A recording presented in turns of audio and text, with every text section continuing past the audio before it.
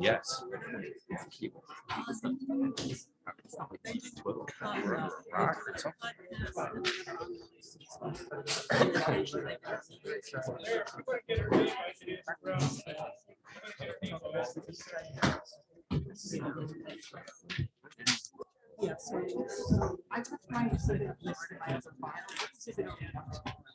Good evening, everybody.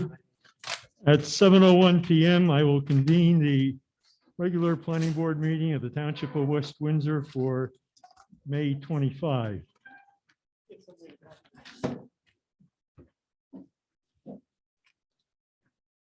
This is to advise that the notice of the time, date, location, and the extent known the agenda of the subject meeting was prominently posted in a public place reserved for such or similar announcements, transmitted to the Times of Trenton, the Princeton Packet, and West Windsor and Plainsboro News, and filed with the Township Clerk all on May 19th.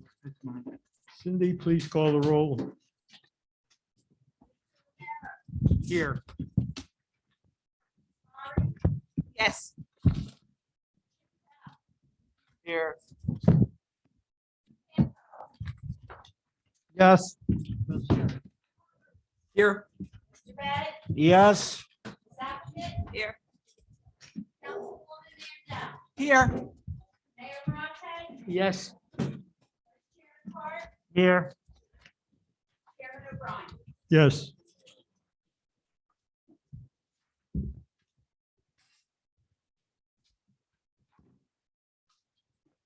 For everybody's awareness, tonight's meeting is being televised. Ted, is this live on PBS? No, sir. Story will air tomorrow. Thank you. Thank you.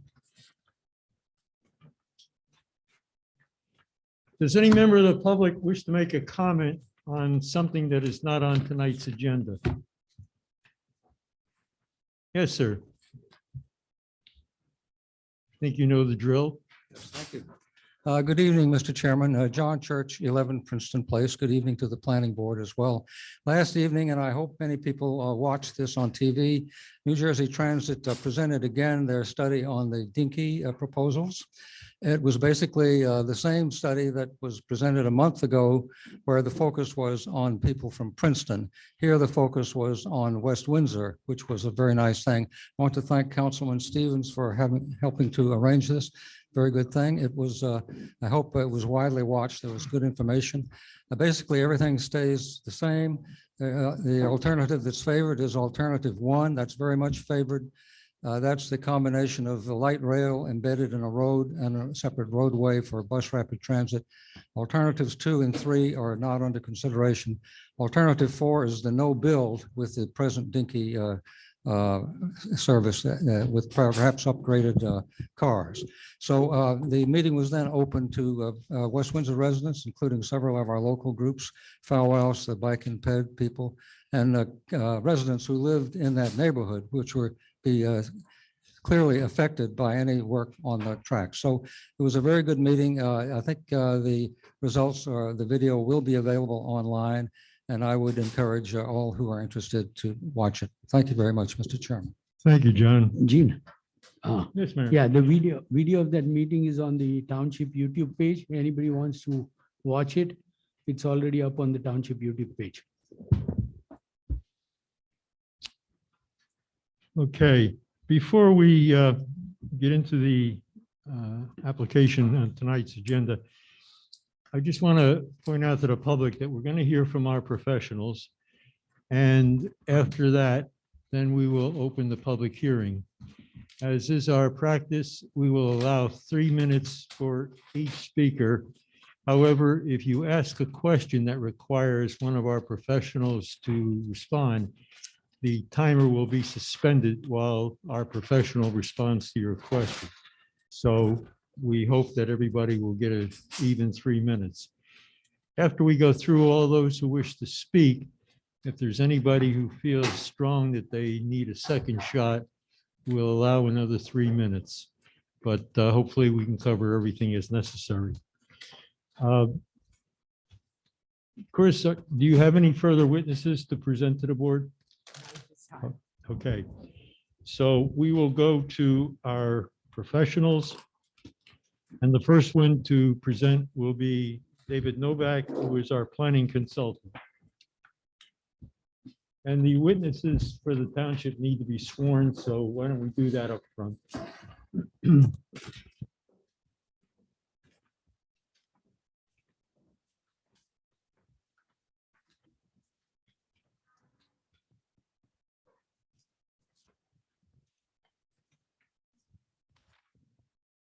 You raise your right hand. Do you swear or affirm that the testimony you're about to give will be the truth? So sworn or affirmed. If you can go around and just give your full names. Dan Dobrovolsky, Township Landscape Architect.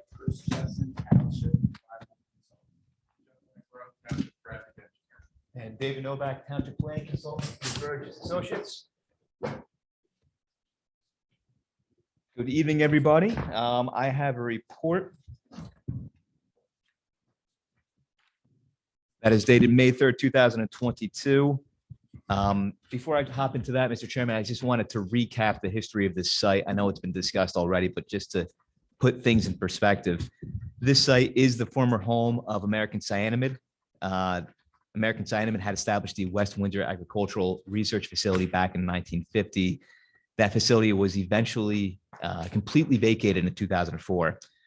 During that time and up until the time of the settlement agreement, which I'll discuss, the site was located in the ROM1 district. There was some discussion of what the zoning district had permitted at the last hearing, so I thought it was important just to briefly touch upon that. The ROM1 district had permitted research, testing, analytic, and product development labs and pilot plant facilities, general, corporate, administrative, and professional offices, data processing and computer centers, limited manufacturing, farm and agricultural uses, and mixed-use developments consisting of research and business development incubators, conference centers, hotels, business uses, and affordable housing. 2010, as was discussed at the first meeting, the site was acquired by the Howard Hughes Corporation. In 2017, they presented a concept plan to the planning board for the development of approximately 2,000 units. And at that time, there were various concerns expressed. Those are residential units, you mean? 2,000 residential units, that's correct. And at that time, there were various concerns expressed on that project. That led to litigation in 2018. In 2019, Atlantic Realty had acquired the development rights and the title of the site. And after that, there was a settlement agreement signed between the township and Atlantic Realty for the development of 5.5 million square feet of warehouse space, as well as up to 150,000 square feet of retail space.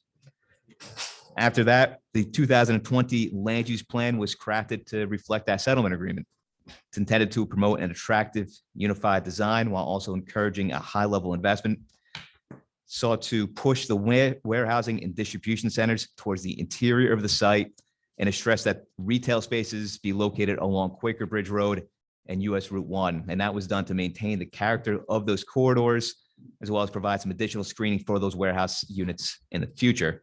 It also stressed a maximum of 150 square feet in order to avoid big box retail along those corridors as well. Finally, the land use plan placed a large importance on the master plan road that would extend through the site and eventually connect to US Route 1. And then subsequently, the zoning ordinance for the site was crafted to reflect that 2020 land use plan. David, in the land use element for the planned commercial district, there's a sentence that reads, "It is recommended that warehousing and distribution use be limited to the south of Clarksville Road." Would you comment on where we're at right now with warehousing being proposed on both sides?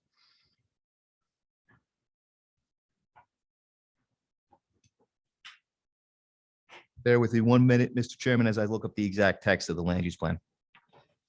I understand.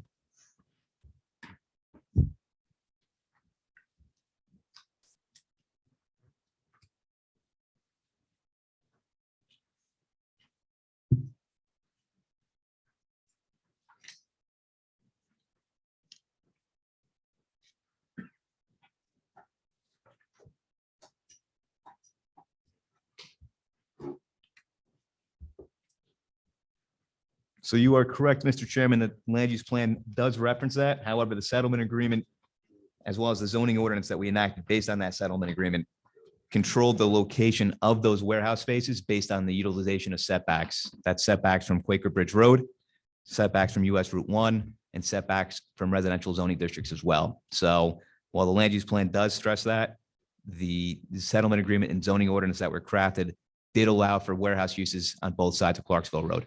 And the settlement agreement supersedes the recommendation in the land use element. Yes, it does. Settlement agreement is a legal binding document. The land use plan is a general guideline for development. Thank you for clarifying. My pleasure.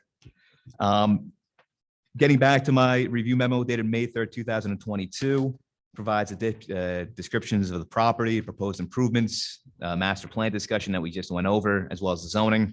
Also providing a planning review. I will keep it relatively short. I believe that the applicant addressed the majority of these comments and questions in this report.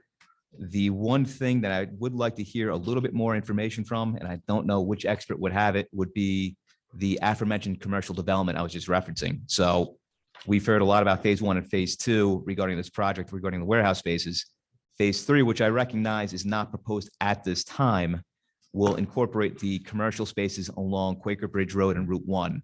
So I just wanted to ask the applicant whether or not there's been any movement on that, if they have any information on what that time frame will be for development or submission.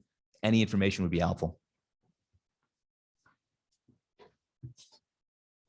I could start and I could turn it over to my client, but phase 3 is actually going to be handled by the owner of the property, Atlantic. They have, I think they're working through some concepts.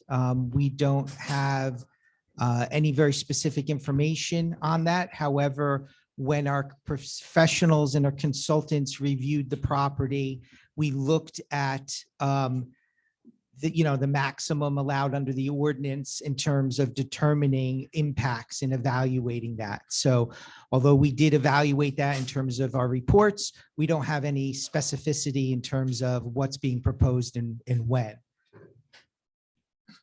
Okay. Thank you very much. Mr. Chair, there was also a number of waivers that were requested, some of which, and I won't touch upon all of them because some of them are engineering related. But some of those waivers included a number of parking spaces, the number of loading spaces as well, and numerous waivers regarding signage. At the last hearing, the applicant's planner did provide testimony regarding those design waivers, which don't have the same type of burden that a typical C variance or a bulk variance would have. Due to the nature of this application, some of the ITE, the transportation standards that were cited by the applicant, as well as past experience, as well as the need for wayfinding and efficient directions for directing vehicles in and out of the site. I did not have any objection to the number of parking spaces, number of loading spaces, or the signage waivers that were requested. The board has been given a list of design waivers.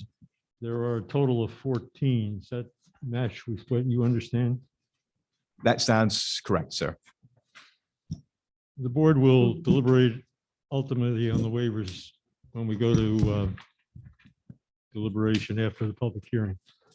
Can I ask a question? Sure. Okay. Number 3 here, Rooftop Solar. You do mention that the applicant is complying with A33-521 or A33-52. And I didn't see anywhere in their plans where they actually specifically said they were going to comply. I know they said they were solar ready, and so I don't know if you saw that in there, or is that just something we can add as a condition just to make it make it consistent with what we've been talking about. I thought a note had been added to the plans indicating that they would be compliant with that. However, With that would be- particular, maybe the applicant can specify whether they've actually put that note in there. So we, if not, that note would be provided, and I believe through testimony, 100% of the rooftop area that was not devoted to utility area was going to be right, but it's devoted not to just the solar. rooftop area. There's the other pieces of it. The conduits and the control system and the air. It's not a lot of things, but it's something that I would want to be consistent to say, yes, it is compliant somewhere. We have no problem with that as a condition that we're comply with that legislation. Okay, right. And I'm sure you do. I just would like it codified. Thank you very much. Thank you.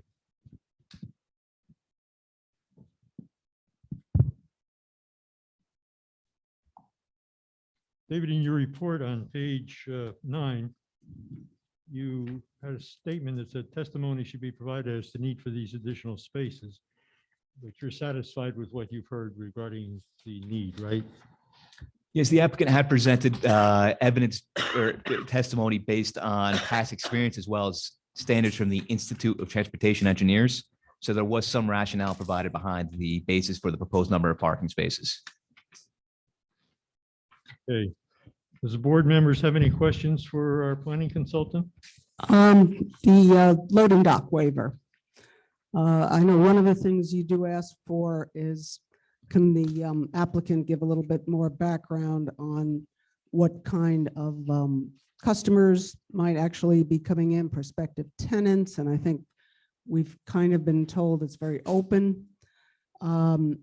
Is the type of tenant that would come in and how many trucks they might use per hour in your estimation, and maybe you're not the right one, would that be affected by how much of a waiver we give on those loading docks? That would more likely be a question for the applicant. What I would point out is that our loading standards are contained in section 200-27D1, and it lumps the same loading standards and same loading requirements for retail stores, financial institutions, educational facilities, restaurants, wholesale, warehouse, which is where the standard comes from, general service, manufacturing, and industrial establishments. So these loading berths that are regulated by the township's land use regulations are really geared towards a more wider general variety of land uses that group together warehousing facilities as well as restaurants. So they're somewhat general in nature. The intent of this was really supposed to be, I would assume, loading berths that are servicing the actual building itself and not loading berths that are part of the actual nature of the use. That being said, I would defer over to the applicant for that question regarding whether the number of loading berths are ultimately dependent on the end user. Yeah, because I mean, I understand that, and I understand there's restaurants and supermarkets and everything that's lumped in with the warehouses, and that they may be accessory uses. But that gives us the bottom number, but we don't have any real guidance for that top number. And I assume we have some freedom in setting what that top number is, that we can presumably deny the waiver, which I don't think would be fair. I agree. But presumably if the top number is something that would encourage a very high turnover type of warehouse where there would be product that would constantly be turning over, the number of turnover is related to the number of trucks going in, and that might be something that we might want to consider at some point. So that's why I'm asking whether or not we would be more likely to get a low turnover, which is low number of trucks, if we were to go split the difference or go below the very big number that we're being asked to do.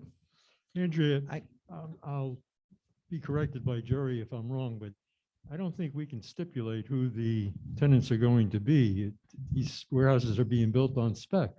I understand that, but presumably the idea is to allow the best possible tenants.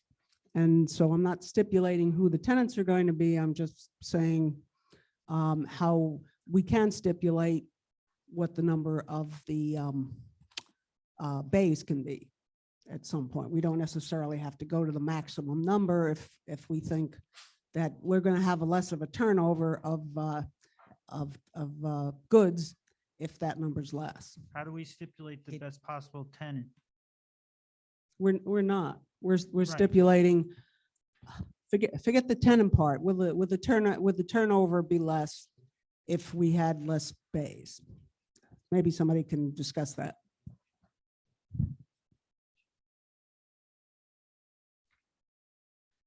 We could certainly provide a little more testimony on it, but there is really no correlation between the number of trips and the loading docks. The docks themselves are there for efficiency of the operation. It has no bearing on the number of trucks coming in or out at any time. And we can go through and provide some testimony on it. And these are based on industry standards. The provision in your ordinance are really designed for, like you have a retail store or Walmart at a certain square footage and how many loading bays does it need? It's really not it's not really designed to address the standard loading areas that a facility of this size would typically have. And we've provided testimony on the industry and what would be typically provided on a warehouse of this size. And that's sort of, that's it in the summary. Oh, yeah, I think we were told this is standard for industry, but I don't think there was a lot of detailed testimony on it. So if we could get a little bit more on that, I'd appreciate it. Carl, or either one?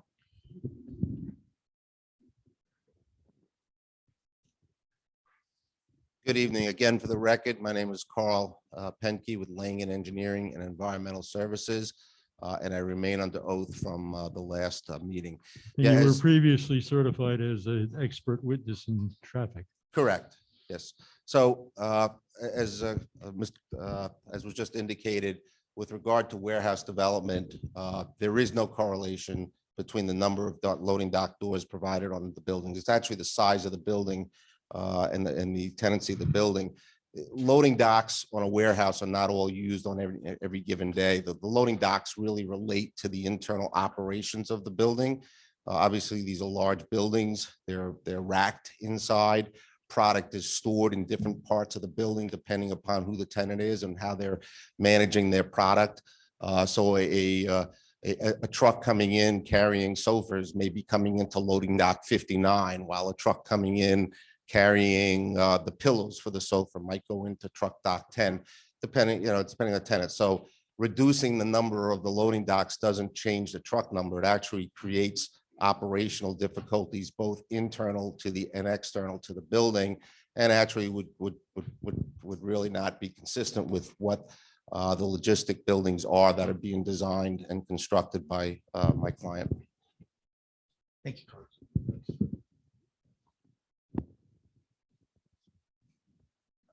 If we could get back to the solar, if we're finished with this, if we could get back to the solar question, it's unclear to me exactly what the applicant has consented to, whether they've consented to the installation of solar panels or just having the roofs solar ready.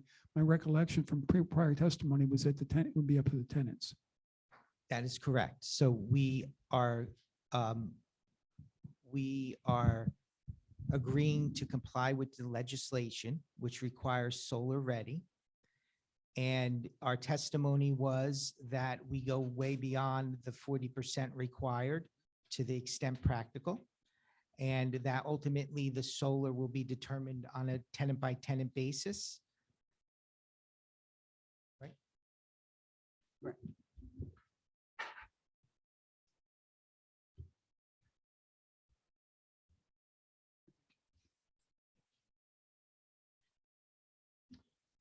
Francis, would you give your report, please?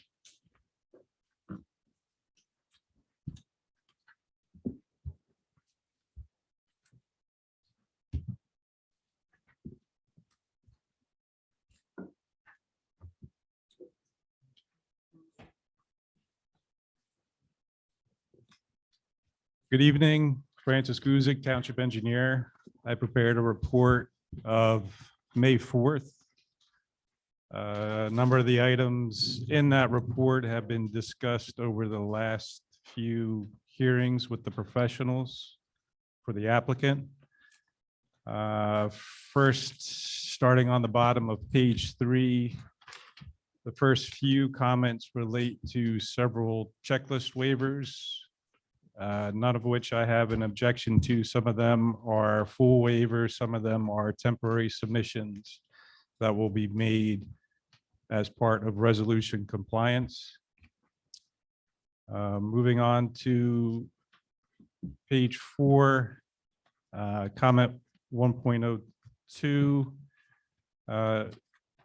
We've heard discussion regarding Mercer County Planning Board and the Francis, improvements. excuse me, Sorry. but going back up into item 1.01C, I just want to make sure jury captures it, where you say obtaining the NJ DEP permits will be a condition.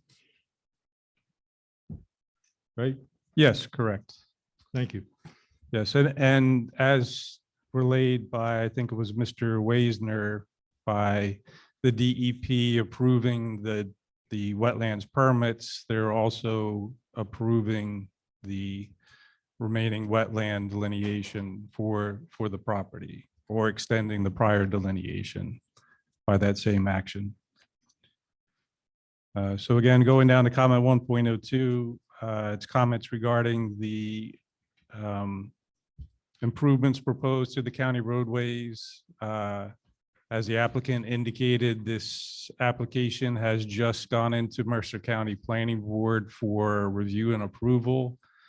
So as the board deliberates on this project, the exact outcome of Mercer County's actions are unknown. So if the county makes significant changes to what's been presented, there's a potential that they'll have to come back to the Township Planning Board for an amended approval. So that's really the basis of much of comment 1.02. Comment 1.03 requested some testimony, which was given in addition to 1.04. Comment 1.05 and 1.06 are recommended conditions regarding the assignment of block and lot street address numbers and technical approval of meets and bounds descriptions and all proposed parcels and easements as a condition of approval. Moving on to section 2 in the report regarding the site plan, there is similarly a checklist waiver for some of the items that are not applicable because they are seeking combination preliminary and final site plan approval for phase 1. So some of these items aren't applicable on that basis, and I have no objection to the waiver requested. Comment 2.02 wasn't really discussed. There is a groundwater classification exception area for groundwater contamination on a portion of the property from the former American cyanamide operations. One of the proposed buildings and some of the porous pavement partially overlays this area. And in the documents provided for review, it was indicated that this is not a cause for concern related to the potential transport of the contamination, but I really hadn't heard any testimony in the 2 prior hearings. So I'd like somebody from the applicant to discuss that. This is John Porzick, representative from Bridge. He's under oath. John, you're under oath from the original meeting. Yeah, so there is a very small environmental area that is on the southeast portion of the site.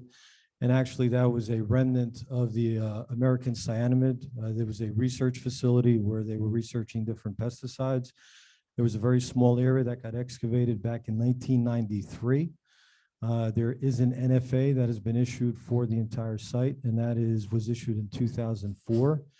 The CEA is a very small area that is being monitored with very minimal contaminants that are above standard. And there are no issues. There are monitoring wells. They are sampled, and those results are taken by an environmental consultant. They're submitted to the DEP as part of the remedial action permit, and it's in full compliance with DEP, but the site has closure. And that is no issue of concern. Thank you, John. So just to follow up with that, with the monitoring wells that are going to be disturbed as part of this, is there a requirement that they have to be restored or new wells installed with the construction for continued monitoring?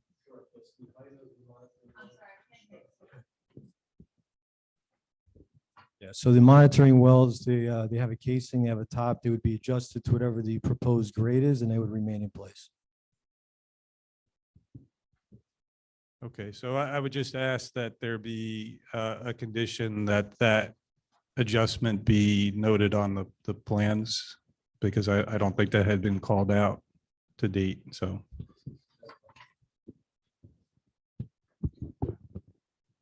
Agreed. Moving on in the report, comment 2.03 is a recommendation for a condition for the phasing plans for phase 1 to more clearly indicate the limits of the improvements. That'll be solely for phase 1. In the event that phase 1 winds up being the existing condition for a number of years, we'll be sure that everything will function adequately for whatever duration that phase 1 would remain in place is the reason for the request and a recommendation for that to be a condition. Comment 2.04 was discussed via testimony. Section 3, access and circulation. Much of this is going to be deferred to the subsequent testimony and report by the traffic engineering consultant. But one of the things that I would recommend is that the latter half of comment 3.01 regarding means and methods of reduction of traffic generated through ride sharing, shuttles to and from the train station, and other public transportation opportunities. I know that there had been testimony about how much of that would be subject to what each of the tenants would be willing to undertake, but it would be helpful with any traffic updates, any interim updates that may be imposed as a condition, that also each of those methods being implemented by each of the tenants is reflected in any update, as well as some indication of how Bridge, as the landlord de facto, is incentivizing each of those tenants to think about and implement those features for the site. So you're seeking a condition? Yeah, I would request that with any interim traffic update, that would be a feature of the said update provided to the board and to the township's professionals. So the language of the condition would be to explore these alternate Well, not only explore, but indicate in the report how that has been undertaken by Bridge and by each of the tenants that are in operation at the time that an update is performed. How often do we get these traffic updates? I'll let Mr. Lamoureux get into that.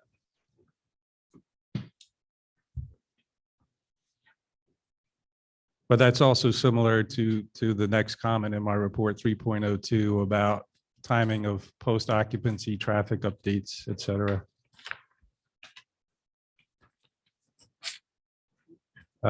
Moving on, comments 3.03. Well, Francis, with respect to 3.02, what would you recommend in terms of the updates?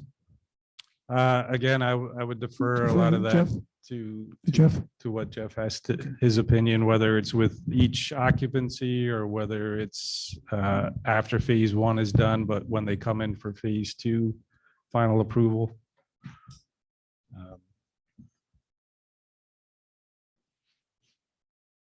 So again, moving on to 3.03 and 3.04, Mr. Penke and Mr. McDonough had addressed each of those items in testimony during the prior hearings. Comment 3.05 is a recommended condition that the single pedestrian crossing proposed for the master plan road be provided with a rectangular rapid flashing beacon or Rrfb system for pedestrian safety.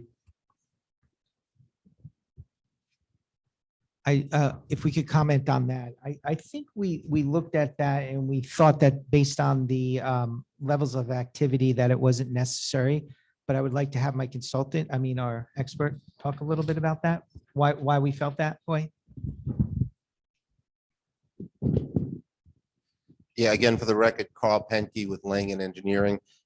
With regard to pedestrian crossings, we have provided on the plan pedestrian crosswalks where they're logically placed and appropriate signing in accordance with the manual of uniform traffic control devices. The use of a rapid flashing beacon based on the MUTCD is not supposed to be used indiscriminately. You're actually supposed to use them in locations where you meet certain warrants, and those warrants are generally looking for a relatively high volume of vehicular traffic and a relatively high volume of pedestrian traffic, 50 or more pedestrians. And we're just not going to have that kind of activity in the site, either vehicularly or pedestrian wise. So we don't believe we have the need to augment the pedestrian crossing locations internal to the site with with a rapid flashing beacon. And so we would request deferral on that. Carl, at the intersection of Clarksville Road and the master plan road, I guess Coleman might be the working name for it. There is a traffic signal there, correct? That's correct. And that signal will have all current pedestrian accommodations for bicycles and handicap ramps and pedestrian push buttons, as well as I testified, the reconstruction of the signals on Quaker Bridge Road, at Clarksville Road, and at Avalon Way will also be upgraded to current standards for pedestrian accommodation. So you're saying push buttons. Does that mean walk, don't walk? Walk, don't walk, proper timing sequences in the signal to protect the pedestrian crossing at those locations. Yes. And at that crossing on Clarksville Road, how many lanes in each direction, including turning lane? As testified to, the master plan by Mercer County requires a 5-lane section. So, Excuse me, folks, please maintain decorum. yes, so the design of the signal. If the outbursts continue, we're going to have to invite you to leave the meeting, please. So the design of the signal will accommodate the geometry as required by the county and will follow all current applicable design standards. But there would be a walk, don't walk, and Yes, with correct. pedestrian Pedestrian signal heads, push activation. buttons, Okay, activation. Thank you. Yes. Is the Carl? five lanes, is that for both directions? Or 5 lanes, total cross sections, 2 travel lanes per direction with a Okay, left turn lane So in the middle. five total, not 5 going one way, 5 going the other way. Correct. Okay, thank you. Correct. Carl, since we're talking about it,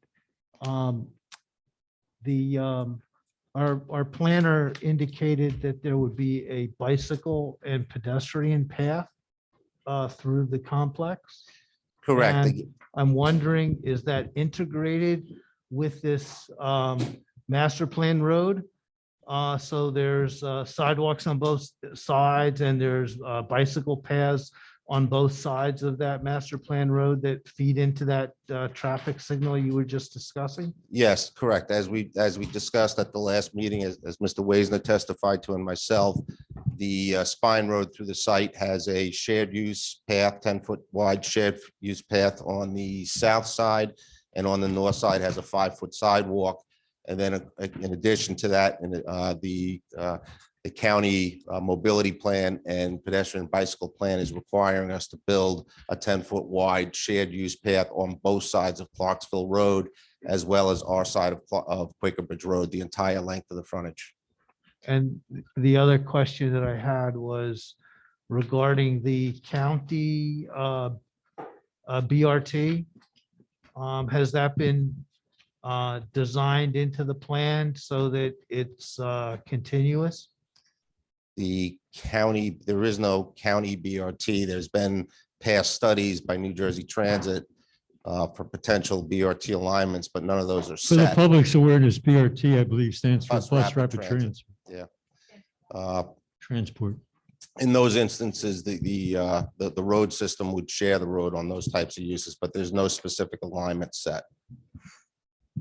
going back to the path system, you said it's going to be along the entirety of your frontage on Quaker Bridge Road. I had brought out the fact that I thought it should be connected to the new sidewalk that's over the bridge. Have you explored that? We started to look at that. We don't have that fully designed yet until we, at this point in time, there are some limitations because of where the guide rail is placed, some intervening properties, some grading issues and some wetlands issues. What we can commit to is we will carry the sidewalk as far towards the bridge as possible and work with the county if there's a way to squeeze something in up to the bridge parapet. Okay, so can we have that as a condition perhaps? In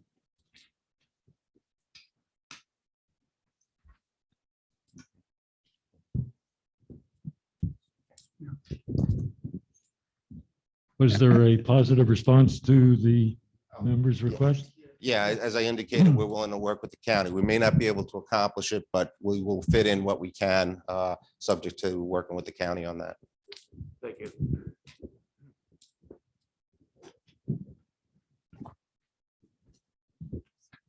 All right, so getting that back to the original comment regarding the rapid flash beacon, I would adjust the recommendation that one be provided for by the applicant if and when there are warrants that justify its installation. No objection to that. Okay, moving on to, And those warrants are defined and understood by staff? yes. Yes. Comment 3.06, the latter half of that comment refers to the master plan circulation plan element, which includes the provision of a trail connection from the site to Bear Brook Road, which is shown on map 2 quad 1 of the circulation plan element.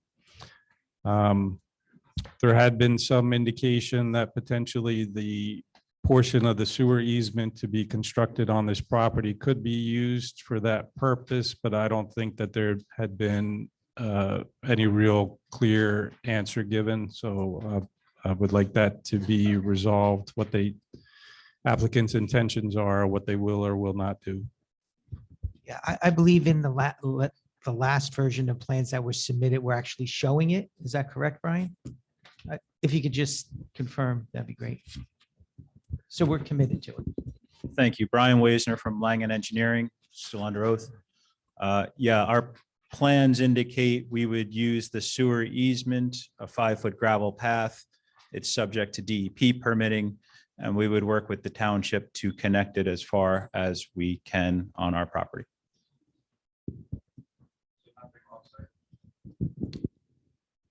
We're extending it to the end of our property, nothing offsite, correct?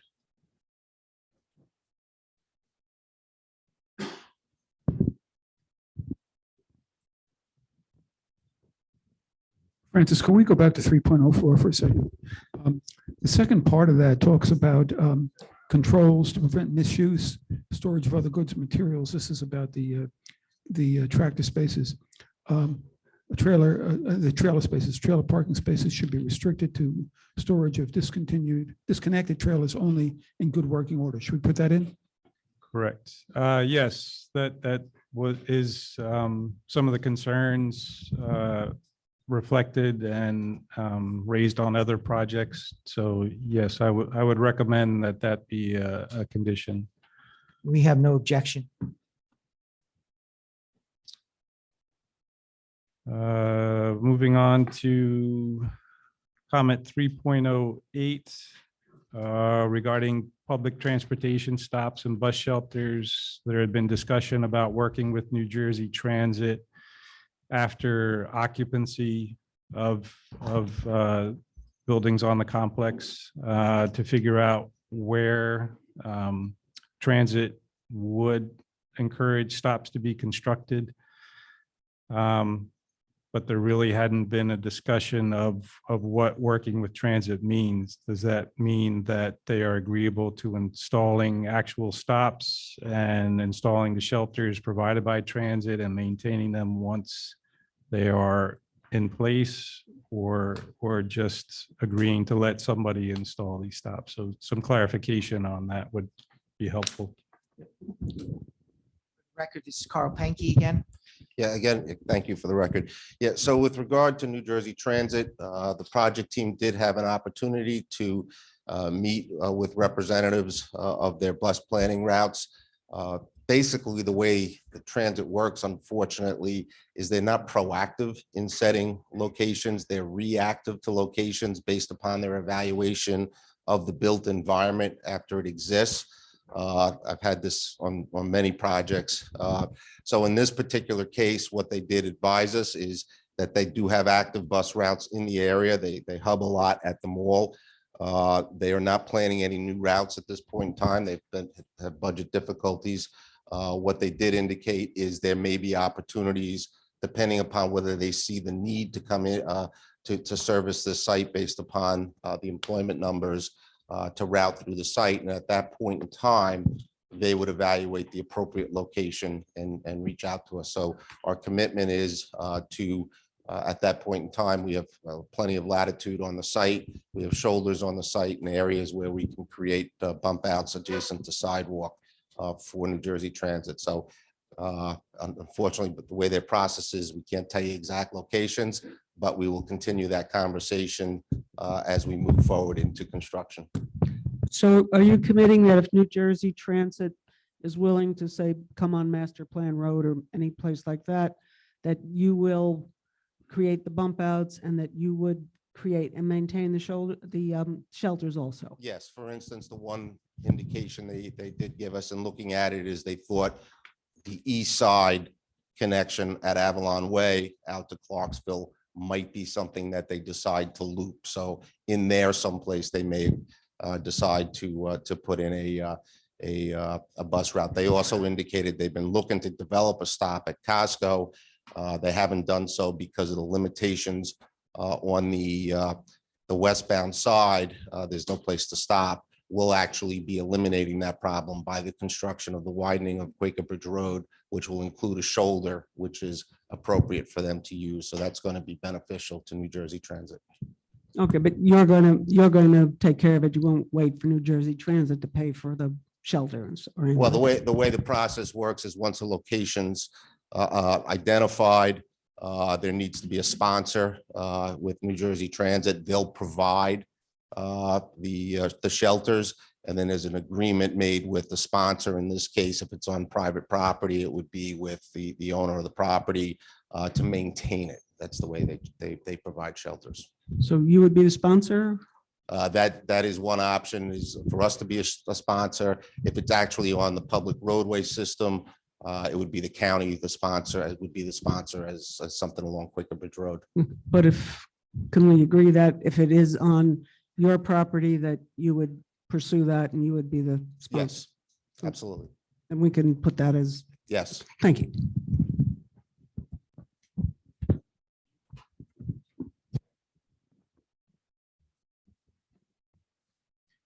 Okay, so just to continue with that discussion, my experience with the county is that they're not inclined to agree to maintain bus shelters. So in those instances, it's the adjoining property owner that agrees to maintain them within the county right away, once the county approves the location to go in at that location. But I would also ask that if this is what they're agreeing to, that the condition be that these features be installed at the point that New Jersey Transit identifies a suitable location, and that there be a typical construction detail provided on the drawing showing exactly what it is that they're agreeing to, whether it's the bump out, the additional sidewalk, the installation of the shelter provided by transit, et cetera. So it's clear for the future. So Francis, you're asking as a condition that they add a design for this and also commit to it. And also if it's on the public property, but obviously meant to service their warehouse, that they do take responsibility for the shelter, even if it's on Clarksville Road itself? Yeah, if it's within the public right of way, whether it's township right of way or the county right of way, that's subject to that entity agreeing that a shelter can go there, that they would accept responsibility for it going forward as far as the maintenance. Typically for a public roadway bus stop, there has to be an ordinance by either the freeholders or the township or both entities, but usually that's not an obstacle as long as somebody else, not the public entity, agrees to maintain it. So if it's in the county right of way and the county's not willing to maintain it, we'll take on that responsibility.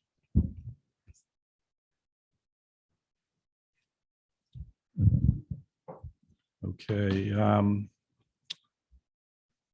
The remainder of section 3 comments 309, 310, 311 are also recommended as conditions of approval. They're not items, I believe, that require a great deal of discussion, subject to their concurrence. Francis, before we leave section 3, I'd like to go back for a moment to point 06, where you talk about the bicycle and pedestrian accommodations. And you mentioned providing trail connection to Bear Brook Road per the master plan circulation element. Now, in David's report, it mentions that the 2021 circulation plan also advocates, this is the bottom of page 5, David, advocates for the development of a multi-use path that would extend from Clarksville Road through the subject site and ultimately extending through the adjoining garden homes, duck pond, multifamily, and to the Carnegie Center office development. Now that's obviously closer to Route 1, and it's a bit distant from Bear Brook Road at Meadow Road. Are we talking about 2 different trail connections or what? Please clarify. Well, the latter half of David's comment, I can't comment on, so I'll defer to him. Curtis, I think the language of that circulation plan element was to encourage additional connections through various paths. So I would say that would be more general language, encouraging an interconnected system of different walking paths, bicycle paths, pedestrian paths, combined paths, so on and so forth. So I don't think it's necessarily calling for 1, 2, or a specific number of different types of trails. What it was encouraging is at least the impetus or the start of some sort of trail that can be constructed on this property that could eventually be connected to a greater system of networks of trails throughout this portion of the township. Okay, so it's general language about connection, not necessarily that I should take that it's going to end up at Bear Brook Road. Or it's going to end up at Carnegie Center. Exactly. And a lot of language that we would throw in this type of document would be overarching and general, because additional site-specific research would need to be done to make sure that any type of trail that's identified on a map isn't necessarily cutting through an environmentally constrained area or a wetland or a vernal pool, something like that. So it's a general goal. And this is at least one step to getting towards that type of interconnected path system. Thank you.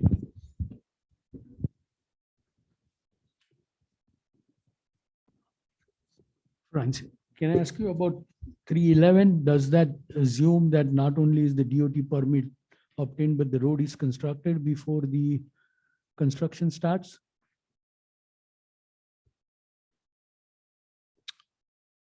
At the time that this memorandum was prepared, there was not, to the staff's level, any potential presented where the master plan road intersection with Route 1 would not be installed. So yes, there was a recommendation that all construction traffic should be primarily focused to that US 1 intersection rather than Clarksville or Quaker Bridge Road. So that would be a condition of approval that. I would certainly recommend it, yes. Francis, do you want to say anything about 3.07 snow removal? I believe they gave testimony. mostly that they're on-site, self, I forget the phrasing that was utilized, but their own maintenance company was responsible for the majority of that, and some of it was assigned to the tenants as necessary. So I was comfortable with that being addressed. Is that, Chris, is that the fact? I sort of got lost in the specifically. what you were talking about. Property management will be responsible for snow Yes, storage or removal? yes.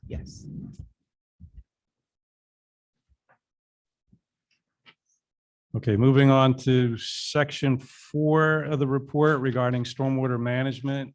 The first 3 comments in that section basically are for the board's information, indicating the type of amenities that are being proposed in the different phases and how basically the site is compliant with the township stormwater control ordinance. And again, it's only reviewed for the township's ordinance. They would still have to obtain their permits from DEP, from Mercer Soil Conservation District, and from the Delaware and Raritan Canal Commission, which are recommended conditions of approval. And then the latter half of that, comments 404, 405, and 406 are some typical conditions that are recommended to be incorporated to any approval that the board may grant. Are these acceptable to the applicant? Yes. Thank you.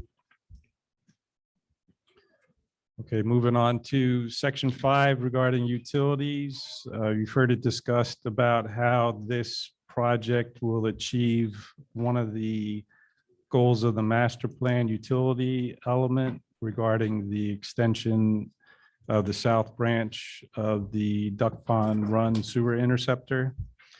Comment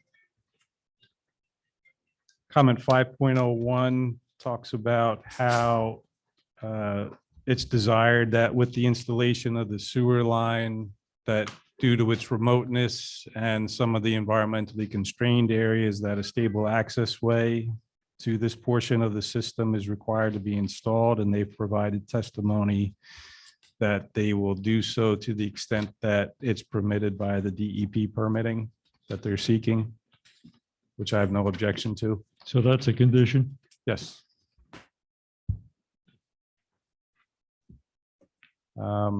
Comment 5.02 is with regard to the sewer extension that's provided for the phase 3 properties, the commercial along Quaker Bridge and US Route 1. But there are not easements provided for those. And I don't know if that's because the underlying property owner remains the same for all of them, but in the case that it doesn't remain the same, there should be a utility easement provided from one property to the other. I believe it is the same property.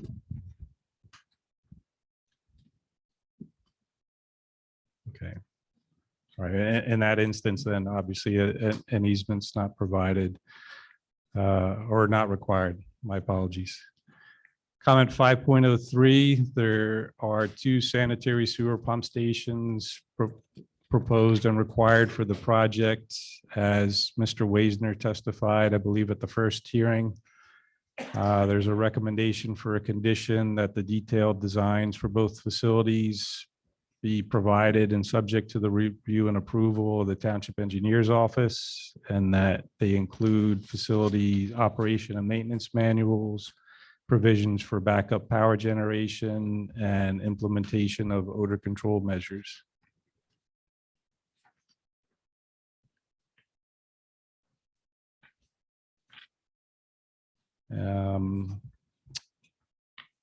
Comment 5.04, the latter half of that comment, there's a requirement and recommendation that the sewer report be updated to include more detailed information as to how the phase 3 wastewater flows were estimated, so that we're sure that there's adequate capacity both in the piping system provided for those extensions as well as in the proposed pump stations themselves, or whether The phase 3 developer will have to go in and make modifications to those pump stations, which should be existing at the time. Is that condition acceptable to the applicant? Second paragraph of 504? Yes. Thank you. 5.05 is just a comment similar to 5.06. Just advising the applicant that any industrial users proposed, which would be not specifically warehouse, but anybody actually manufacturing something which may discharge a chemical into the system, may require pretreatment or other special approvals by the township, Stony Brook Regional Sewerage Authority, and DEP. Also, if the applicant intends to seek reimbursement from other future property owners connecting into the south branch of the Duck Pond Run Interceptor that they undertake, that will have to be addressed as part of the developer's agreement process. Comments But 507. Francis, excuse me, but there's no industrial or manufacturing included in this application with regard to 5.05? Well, there may not have been any discussed, but whether it's permitted by the zoning or not would dictate whether it's allowed to be installed or not without returning to the board, unless the board specifically adopts a condition prohibiting that. Can the applicant confirm that they're only planning warehouse at this point and not planning any industrial or manufacturing use? Confirmed. And can we put that as a condition that it would have to come back before the board if that there was something else? That would be up to Jerry. Yeah, I don't think we have to put it in as a condition. Clearly, they would need to come back to the board. It's a different use. They'd have to get site plan approval for it. Even if it's a allowable use, they would have to come back to the board? Say again, Andrew? I say even if it's an allowable use, which light Oh, manufacturing yeah, they would still have to is, come back to the board. Right, they will have exactly. to come back to the Yeah, board. absolutely. Just want to make sure. Thank you. And Francis, 5.05, is there anything we want to say by way of condition with respect to that? No, there's no need to address that in the resolution. Frank, on 4.04, you are asking, I think, for a New Jersey licensed geotechnical engineer to put a note for the BMP infiltration and the supervision for all the earthwork as a note and a condition for approval that has been accepted by the applicant. I'm sorry, I missed the latter part of your question. This 4.04 comment, you are asking a note to this effect shall be added to the plans and this made a condition for approval for a geotechnical licensed engineer supervise all the earthwork and BMPs, installations, whatever. So is that been accepted by the applicant? Yes, 404, 405, and 406 were all accepted by the applicant. Thank you.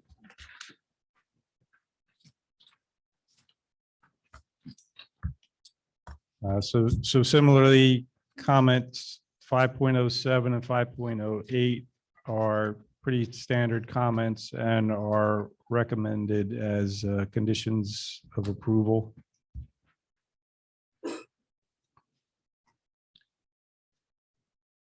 Comment 6.01 gets into the site lighting. Section 6 is all about the site lighting. And 6.01, 6.02, 6.03 are the waivers that are requested by the applicant for the various light levels achieved by their lighting plan. You've heard testimony from Mr. Waisner and Mr. McDonough about the reasons and justifications for same, to which I have no objection to. The only thing I would like some clarification on, though, is that there had been an indication that the applicant would be working with each tenant on potential lighting controls and the potential reduction of lighting or turning off lighting in certain areas once a tenant is identified. But Some follow-up questions I have as a result of that are, if the buildings are being built per spec, how would they go about retrofitting the lighting if the lighting's already in place? What's the incentive for a tenant to reduce their lighting use? Does the tenant pay for the electricity, or does the developer pay for electrical use?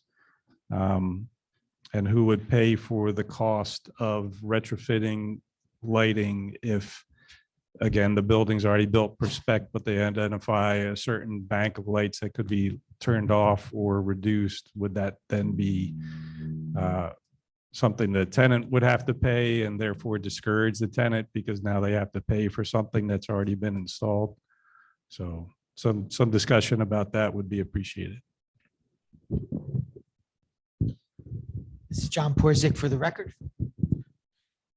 So as a point of further discussion there, we would deal with the tenants on the lighting. So typically the lighting would be installed in specific areas to get the right lighting levels for security and safety. And then depending on how the tenant's operations work, we can work with them to determine whether those lights can be dimmed or whether there could be some different ballasts to be installed. But it really is not, it's not a known item until we can deal with the tenant specifically and understand what their hours of operations are. But it would not be a reconstruction of the lighting. The lighting that is being installed is a type of a downlight, so it's an anti-glare type light, so it's very sensitive in the way of spillover. But the locations of the lights would not change, and we would, certainly work with the tenants. They do pay their electric bills, so they'd be incentivized to do things on their own, but it really kind of depends on what their operations are.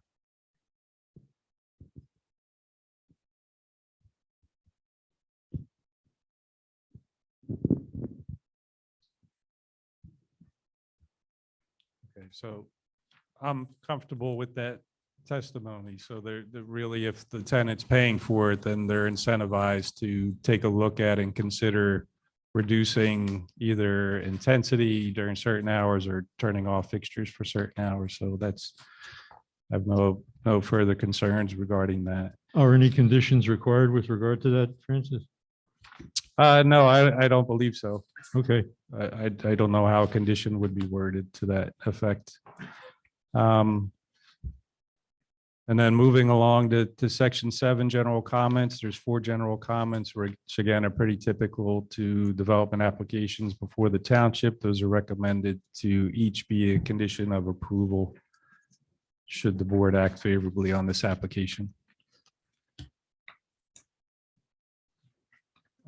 Question for you. There's nothing about signage. Is that you or is that one of the other? Okay. That's David and Okay. Mr. Dobromilski to a Got certain it. extent. Thank you. Fran, can I track back to stormwater runoff and? Rob, can you speak up, please? Yeah, sure. Into the microphone? Yeah, I haven't got to the point yet, though. Yep. So years ago, I remember there was a swale on the property that's, I guess, northwest on the Clarksville. Rob, Oh, yeah, sorry. we can't hear you, please. Mouth to the mic. Okay. Thank I you. don't know if you got a problem with this one. This one's not working. This one's barely picking up. Okay, I got it. Anyway, so there's a swale, if I remember correctly, Fran, that runs east-west, and the 25-acre site that's on the northwest side of Clarksville, historically, I think it drains into that swale. And I know it's not the applicant's issue, but I'm just kind of curious. How does a development of a site like this impact 25 acres that's going to have, continuing water issues on that site, but now with nowhere to go? Just for my information. Well, that's part of what the designs are supposed to address, and part of what we review is that if there is off-site stormwater that comes onto this property or through this property, that they're not allowed to impede or restrict what is coming from adjacent lands, if I'm understanding your question Yeah. correctly. So they would have to have provisions for continuing drainage through, whether it's bypassed around their proposed improvements, but otherwise it would still have to get from point A to point B in some fashion, that Okay. it couldn't just be impeded or ponded or dammed up at a property line. Okay, thank you. Chris, at the end of Francis's report, point 7.04, it mentions approvals from other agencies. Could you go over those 4 agencies and tell us about the status of other agency approval? Okay, it's probably better for our engineer to do it, but I could say that the Mercer County Planning Board, we've submitted an application there. Mercer County Soil Conservation District, we have not submitted yet, but that's clearly a condition of approval and something we would do. Delaware and Raritan Canal Commission, we have submitted an application, and the NJDEP applications are in as well. Does Brian have any more additional information? Except the TWA, which comes after this process. Does Brian have any more information on this?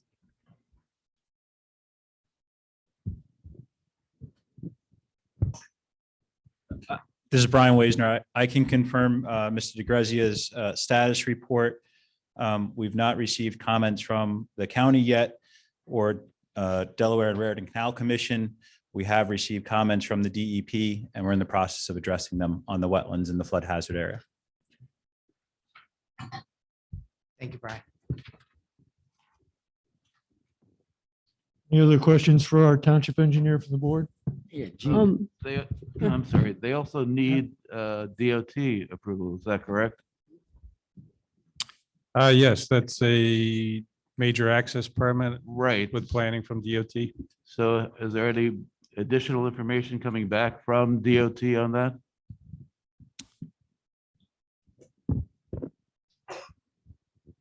Again, Carl Penke for the record.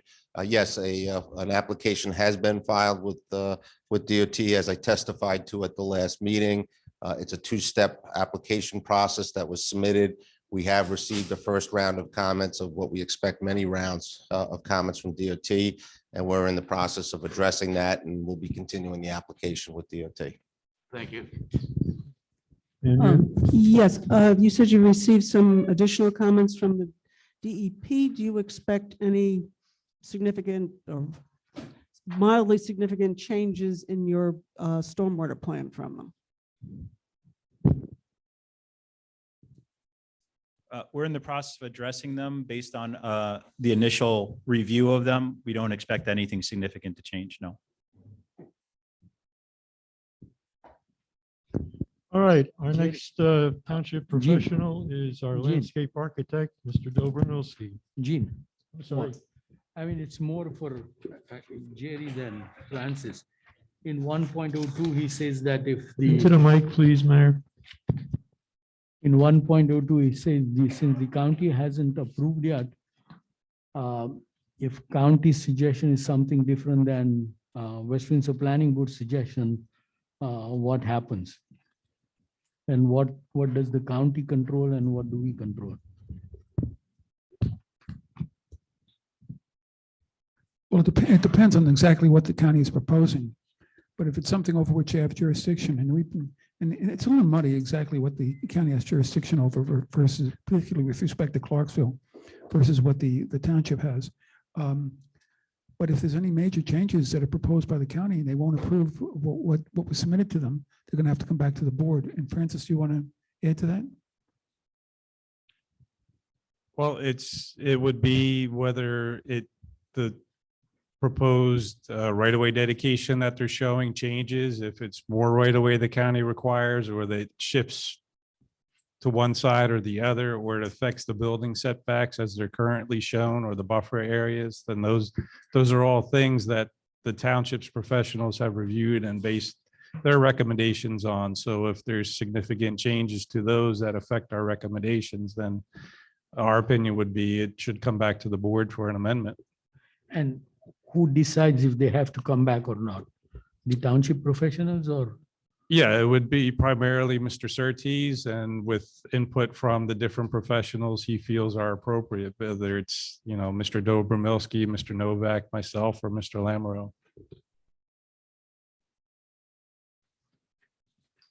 All right, Dan? And Mr. Dobromirsky.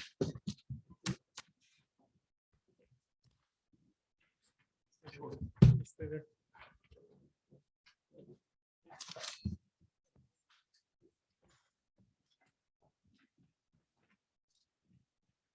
Good evening, Dan Dobromilsky, landscape architect for the township. I also submitted a report dated May 3rd, 2022. I'll go through them point by point, summarizing what is involved and pointing out conditions or potential conditions. The first comment is dealing with existing conditions in the township greenbelt. It does, the last two sentences of that paragraph would be conditions, basically asking that any easements associated with NJDEP or DNR canal environmental constraints be concurrent, or that the township greenbelt easement be concurrent with those conservation easements, and that they be demarcated with monuments to township standards. And it suggested that that should be a condition of approval if that occurs. No objection. Thank you. The second comment deals with as a discussion about the existing trees. A lot of that was covered in testimony with some updated information.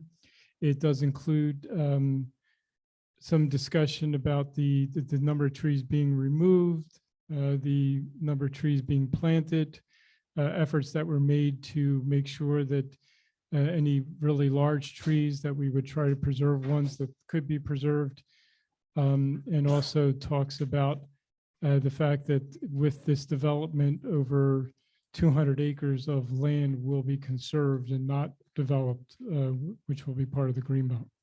But most of that is all informational. I don't believe there's any conditions there. So at the end of the first paragraph in item 2, that is, should be a condition.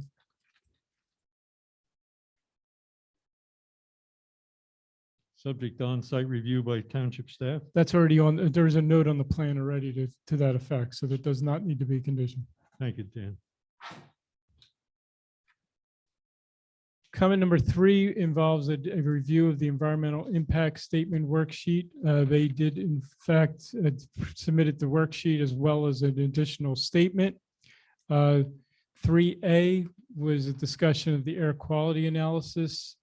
We asked for some additional information, that they provide more details or calculations and some discussion of the local impacts.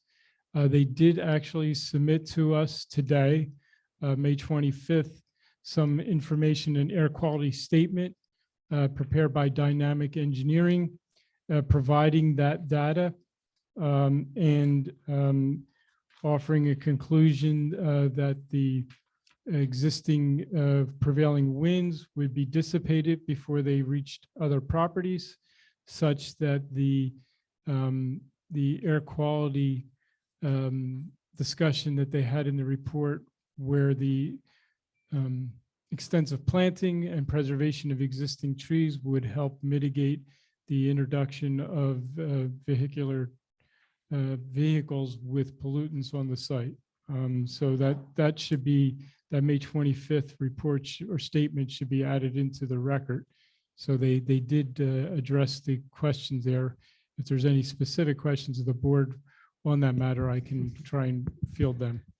Yeah, Dan, we just, Excuse me, Andrew, just a moment. But generally, you accept what's in the dynamic report. Yeah, there's no specific requirement in the environmental impact statement worksheet that they provide this information. They provided a general analysis, which is very typical for a land use application. However, we asked that they give some more specific details, and they provided that. And it's not an exact science. It's kind of thumbnail idea of what's going on. And the general idea is that they showed that the preservation of existing trees and planting of trees will provide some carbon sequestration and oxygen production to offset the impacts of the trucks and vehicles on the site. I'm sorry, Andrew, please go ahead. yeah, we just got this, I guess, a couple hours ago. And they do go into detail as to how much oxygen is produced by the new trees and how much CO2 gets absorbed. But they really seem to gloss over what the other pollutants might be and how far out from the source it would actually be expected before it's dissipated. What other pollutants do you refer to? That's it. That doesn't say. It just says, with prevailing winds originating from the west, air pollutants generated on site will travel eastward over open landscaped and wooden terrain, allowing for ample particle dispersion and return to background conservation levels in the vicinity for residential uses without negative impact. I would have liked to see a little bit more what pollutants are we talking about and about how far out they would be expected to go. So Can anybody comment on that? It's extremely non-specific.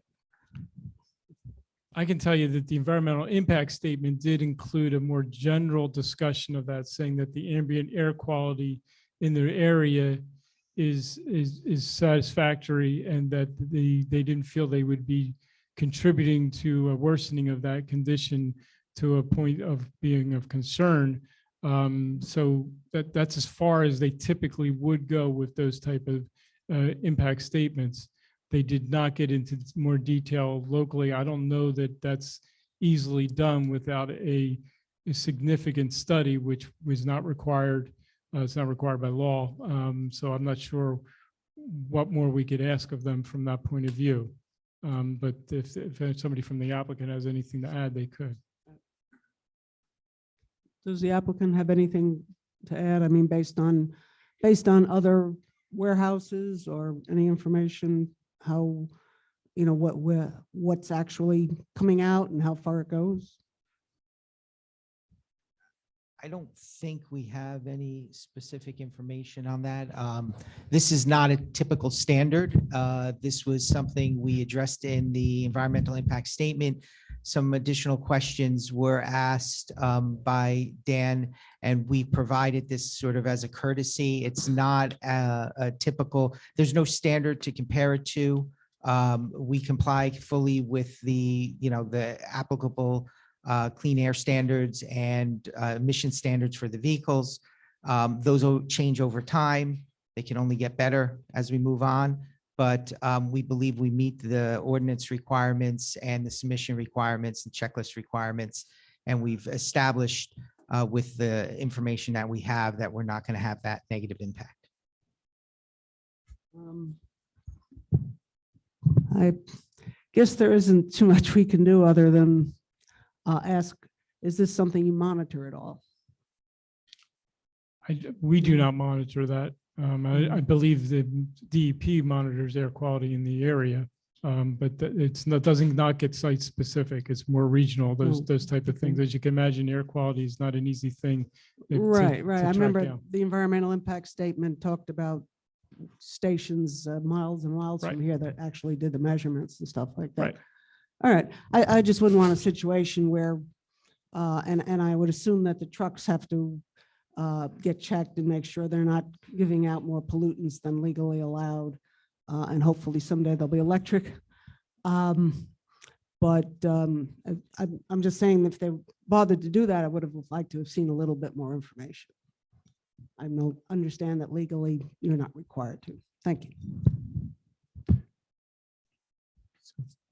Okay, continuing, the 3B was noise impact, some discussion about that, and I believe they did provide a lot of testimony on that. I did not have any specific conditions there. They did follow up with that. But the second part of 3B actually did have conditions, I apologize. And with that, we suggested that there be discussion on anti-idling regulations and the potential to provide signage to remind vendors of the anti-idling regulations, and that may get to what you were alluding to, Andrea, a little bit, the idea there be signs on site reminding the trucks that they are not permitted to idle and by state law, and that could be a condition if so need, and also that there be any measures that could be deployed to diminish nighttime noise production at the facilities closest to the residential areas. I believe the testimony was they were taking, they were proposing the wall and stuff to try and mitigate that.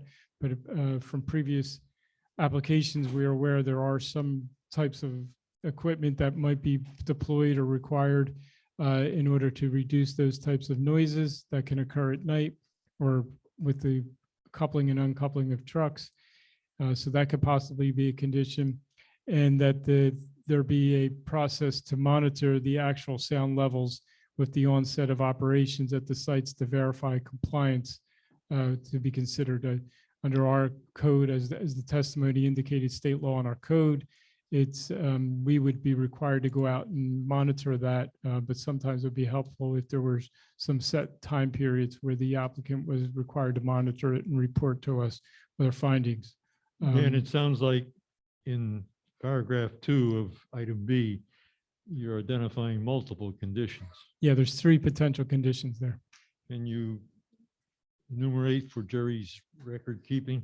Yes, so one would be that there be signage regarding anti-idling regulations on the site at strategic locations. 2 would be that the potential for any operational equipment associated with the truck operation in the loading docks that minimizes noise associated with that those be required. I can't remember the exact name of the equipment, but that we could supply the names of that type of equipment. And then the last was that there be a process to require monitoring of sound levels, particularly associated with the buildings closest to the residential area in phase 2 at intervals, at a couple of intervals, just to verify that the expectations reported are in fact in compliance with township and state regulations. Thank you for those details. So if I can comment, so the anti-idling regulations, we're happy to put signs. We just, there's the balance is after a while, too many of them start to look like clutter. So it would be limited. Is feeling that it should be restricted. A lot of these drivers are very well aware of it, and we want to enforce it 100%. But at the same time, we don't want to have it all over the place. So key locations seems reasonable. I'm not sure. So I think that Dan can work with the applicant to be judicious in how many signs. Oh, they put. absolutely. Absolutely. The second one I was a little bit more concerned about, because what we're doing is being overly protective with the sound walls at key locations to make it so that we won't have any issue with complying with the state regulations at all. I get a little bit concerned when we start talking about using specialized equipment without understanding the needs of the tenant. So that one is, I'm a little concerned about. But the good news is we're not looking for approval for that building either at this junction, because that's a phase 2. And certainly something we could take a look at then, as well as the monitoring, because at this point, we can't build phase 2 until we come back before this board for final approval. We're talking about building A1, right? Correct. Talking about Yes. building, yes, A1. And that seems like reasonable to me, because that's really where the source will be, the closest to the residential areas. Now, returning back, 3C was talking about the archaeological survey. There has been some work done on the site, which was required by DEP. And I believe the applicant indicated that there has been no findings relative to that as of this date. If they can just confirm that. I think Chris has a comment in his report about that as well. Okay, so we can pick that up later. Comment 3D talked about the impact on wildlife and some things that they might be able to do to help mitigate some of those impacts. And they have added some shelters and things that would be included in the development to address that concern, and that was testified to. So no condition required. I don't think so. I think there's actually on the plans now. Comment 3E is potential condition, asking them to clarify some of the data in the land use and land cover charts on table 6 in the environmental impact statement, and that they should be clarified. So that should be a condition. That would be mainly for the public, for the record, so that we have accurate data in the records on that report. And going back to paragraph 3D, that last sentence. about Excuse the- me, Jerry, Oh, I'm sorry. on 3E, is the condition acceptable to the applicant? Which one are we talking about? 3E. 3E was the, just do some clarifications of the land use and land cover chart. Yes. Thank you. And Jerry was getting at in 3D, there's a comment about consideration of wildlife impacts could occur as a result of any fencing should be included with any standards for park fencing regarding park fencing. At this point, they're not proposing specific fencing. And they did have a detail at our urging for standard fencing details so that they would be uniform. And I think on a site-by-site basis, as tenants come in, it would be appropriate to see if there's any need to review the fencing relative to wildlife impacts. Okay, would a condition be necessary? I think maybe just a note on the plans indicating that might be helpful, just so that we were reminded of that.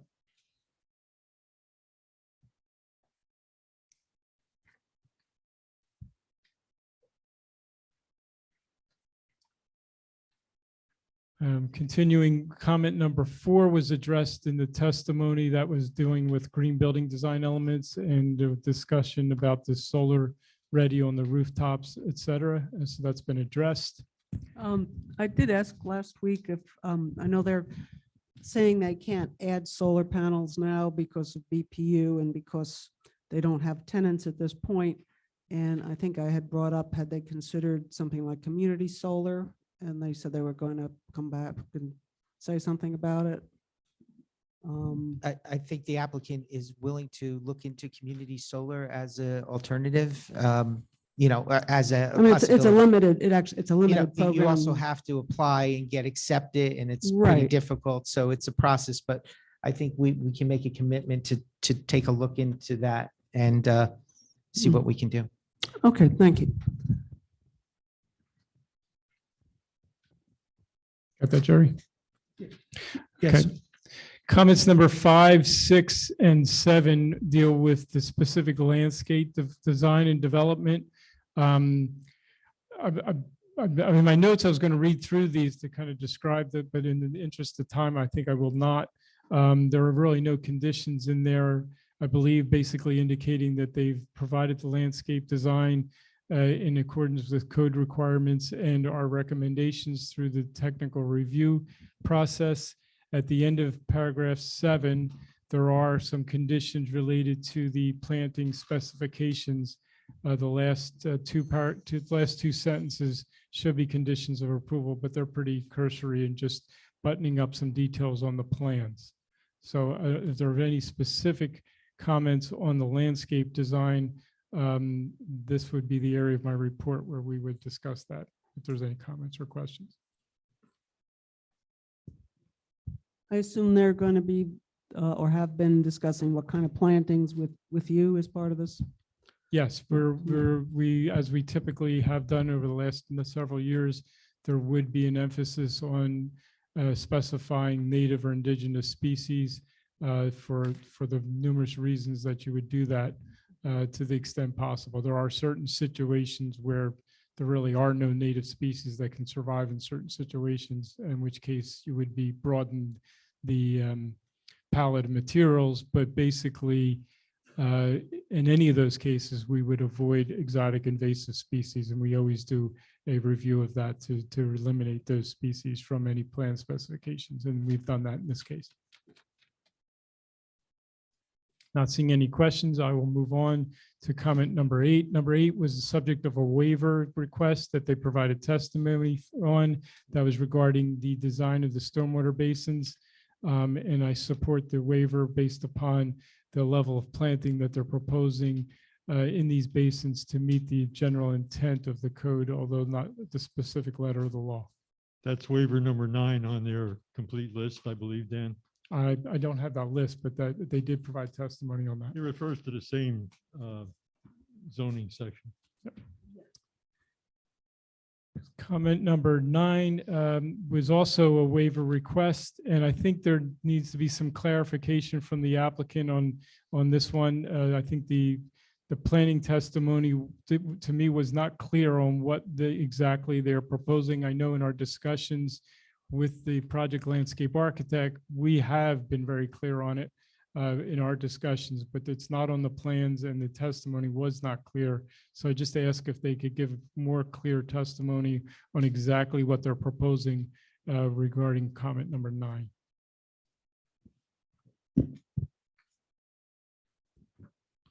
Thank you. Brian Wisner from Langen Engineering. So the ordinance requires trees to be planted within 75 feet of the building, depending on the length of the building. And those trees would be 4-inch in caliber, and that would amount to 765 trees. Because of the way these buildings operate, there's not a lot of good planting area immediately adjacent to the building within the 75 feet. So working with staff, we've identified 362 trees within 100 feet of the building, and we will upsize those to be 4-inch caliper to meet the intent of planting larger trees closer to the building. For the record, I thought that was a reasonable compromise relative to the type of building that is being proposed and the site design that has to occur with that building. It meets the intent of the code, in my opinion. Comment number 10 discusses the irrigation system. Frequently, we will require an automatic irrigation system for commercial properties.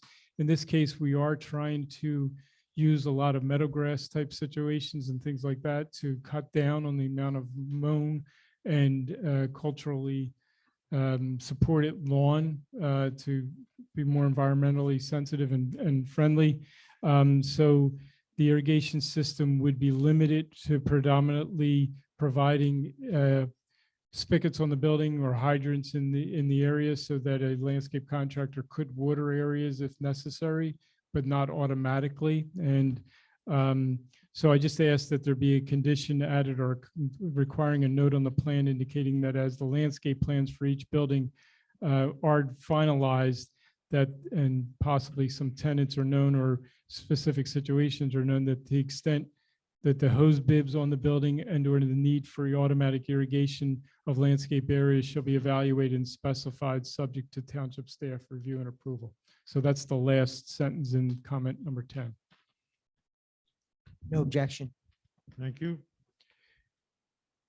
Comment number 11 delves into a little bit of the architecture, and there was testimony provided on that, and indicating that the windows would be opaque in areas to avoid views through to equipment internal to the building and where that could potentially occur.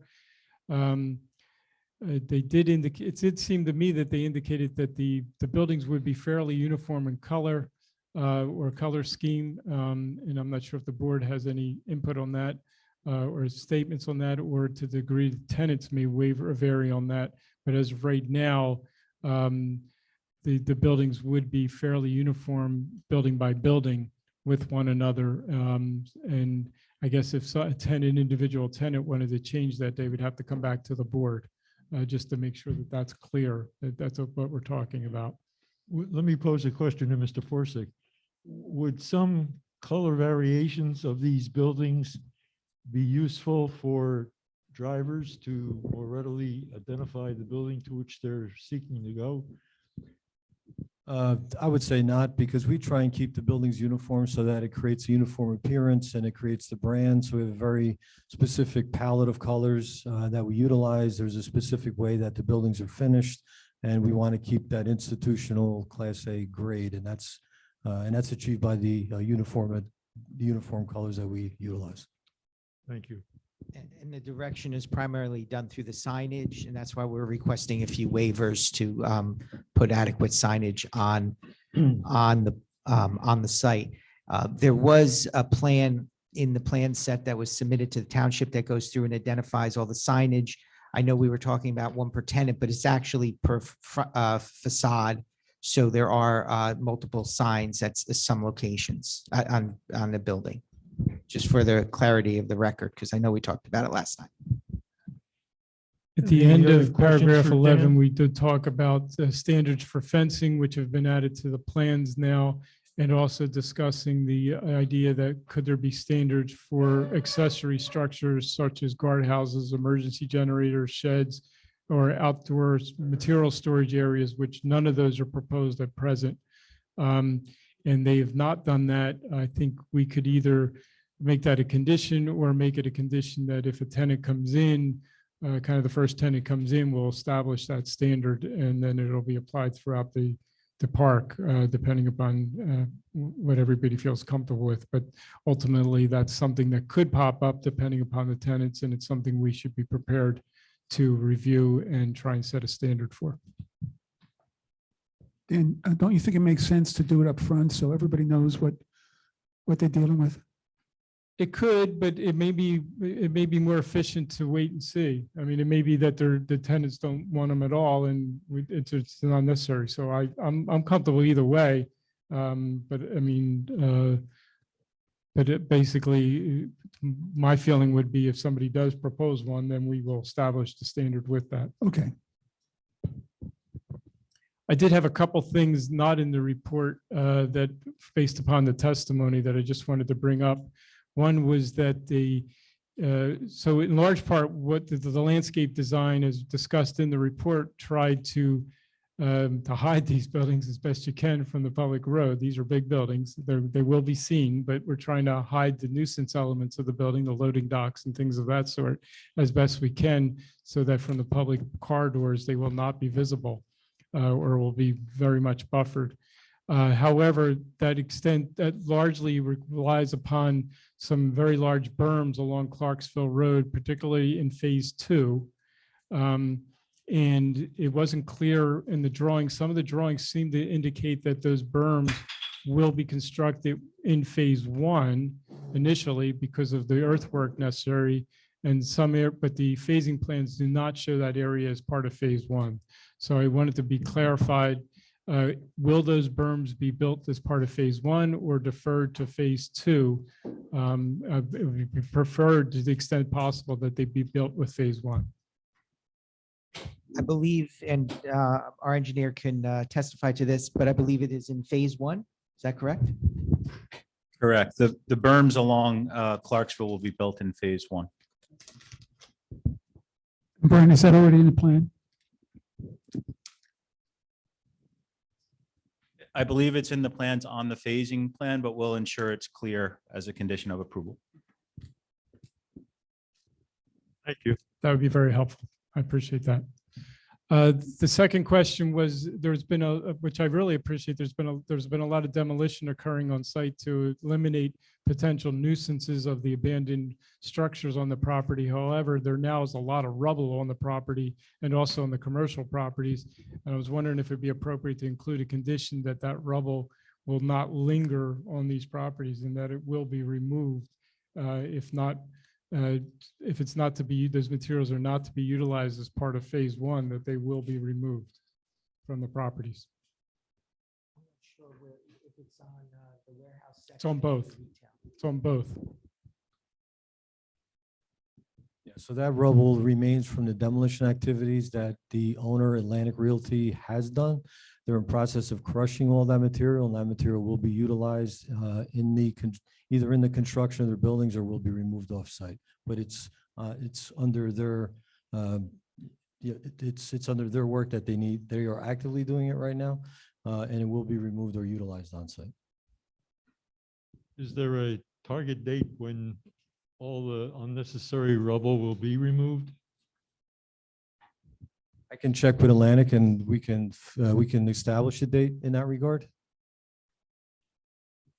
I guess your construction will depend upon it being eliminated, so probably it's not a big deal. it's acceptable, it could be conditioned that they provide a schedule for the removal of it to staff. And as long as we find that to be reasonable, we can approve that. It may be included with some of the demolition permitting already, but it seemed like a question that should be resolved, in my opinion. So, Thank you. and the last one, it may be a kind of a prelude to where we're heading. In the traffic testimony, there was a discussion of high cube transload warehouse, which I'd never heard that term before exactly. And some of the traffic was based upon that definition, or actually general warehouse, and as compared to high cube transload warehouse. And it seemed appropriate to me that there should be some type of discussion in the resolution about exactly what type of warehousing is anticipated for this property.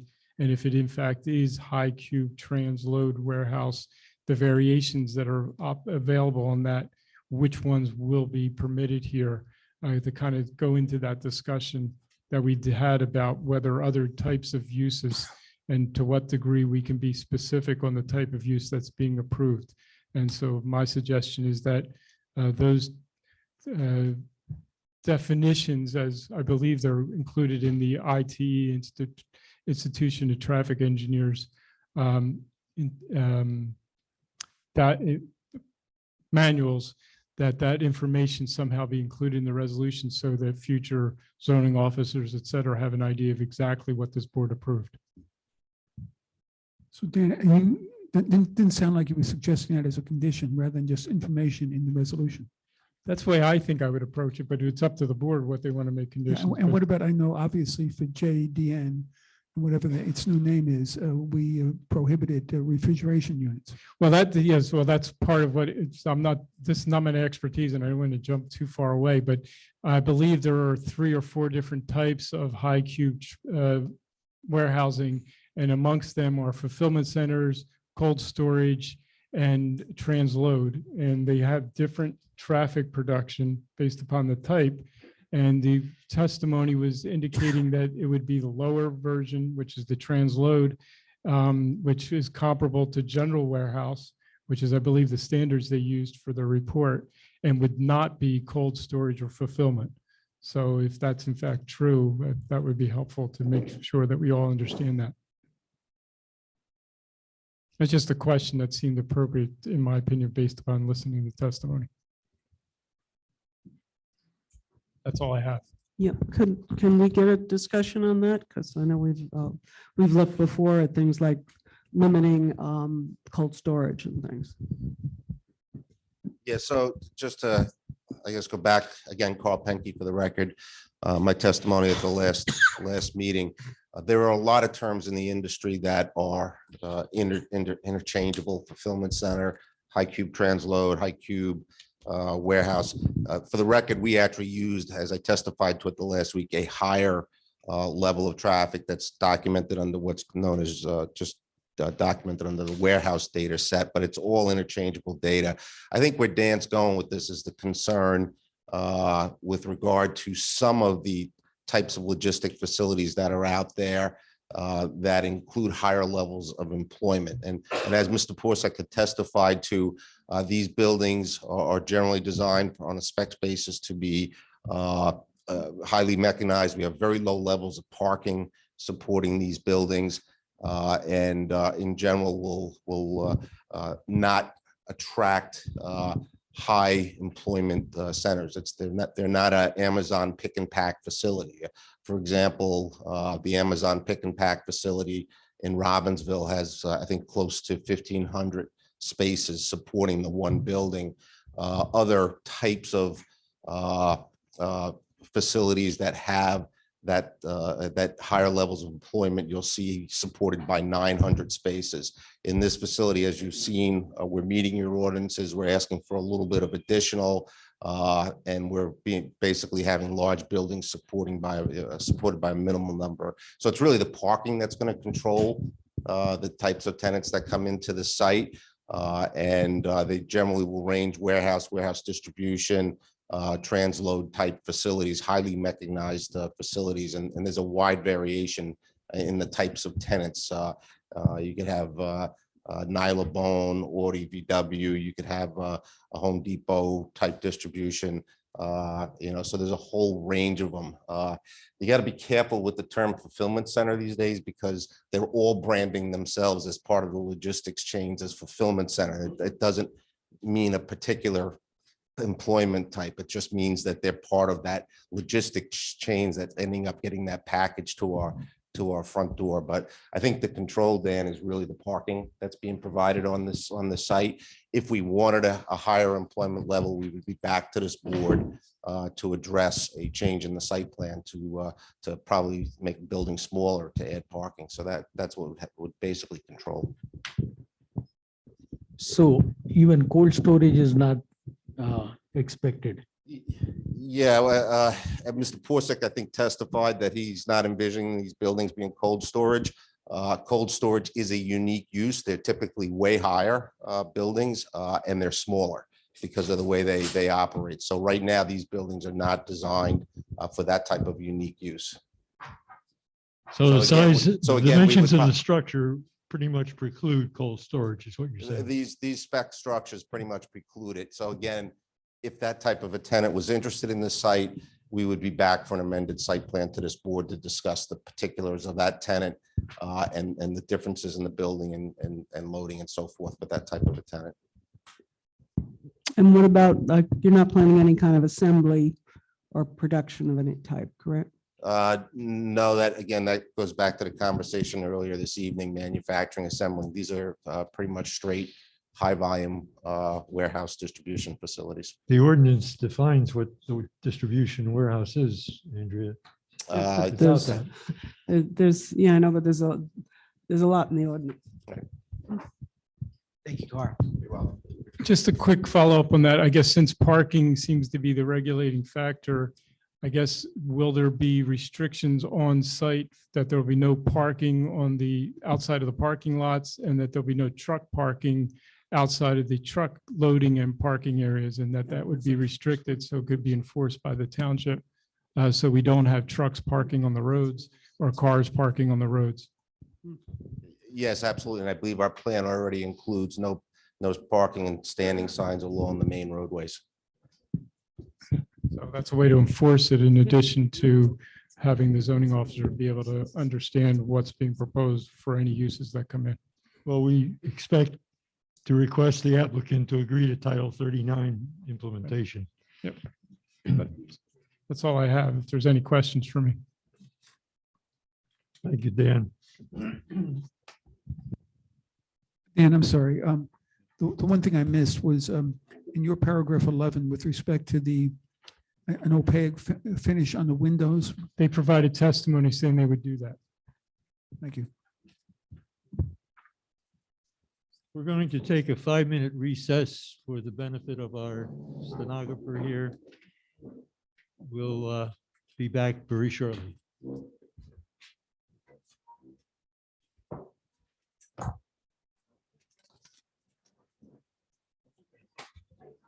Yeah.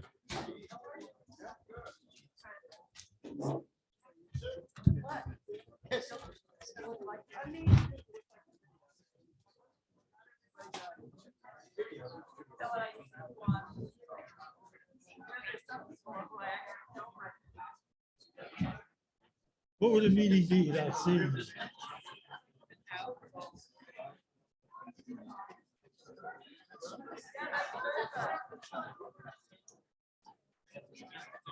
It'll be my decision. We targeted German at 10, but there's something in our rules say that we must adjourn at 10.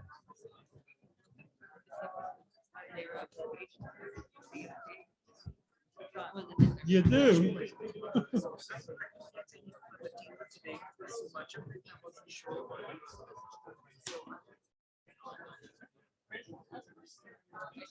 Well, we don't know how much we got. Cliff and the fire emergency. Yeah.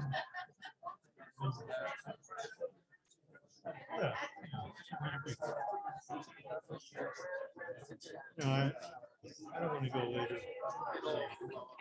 I'll play it right here. Hey, I guess.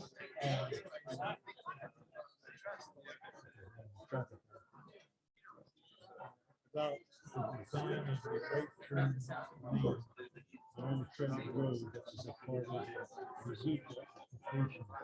He says he hasn't been authorized by the Rrfb to do that.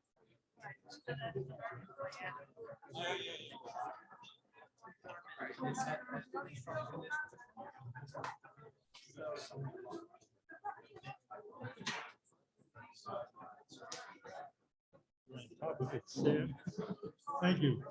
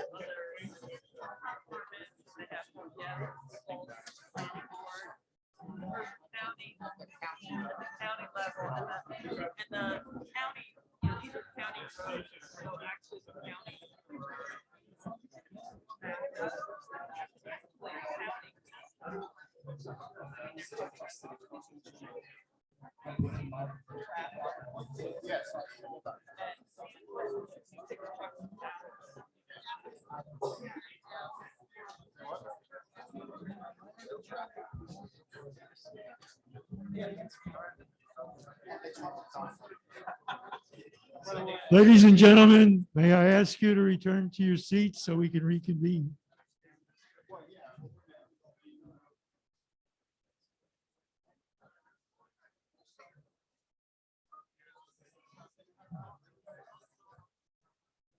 Folks, please return to your seats.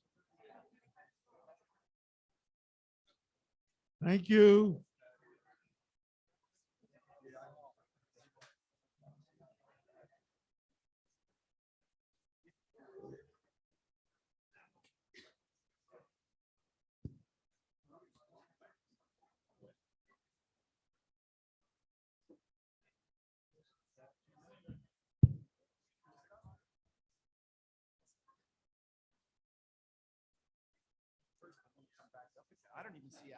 All right, our next witness for the township is our environmental engineer.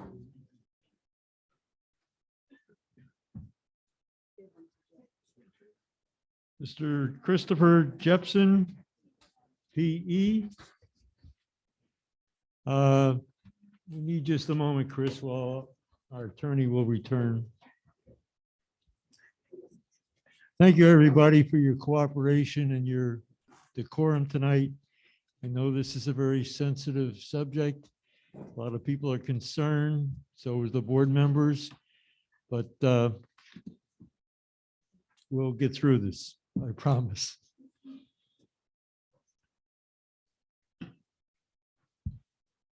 Sam, do we have a St. Bernard to find Jerry?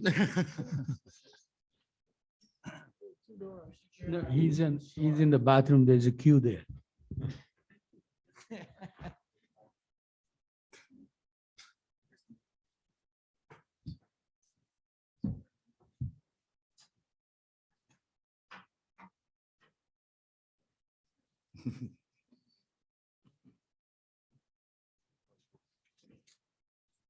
Folks, to be honest with you, it looks like we are going to have to continue tonight's meeting next Wednesday, June 8th. June 1, I'm sorry. It's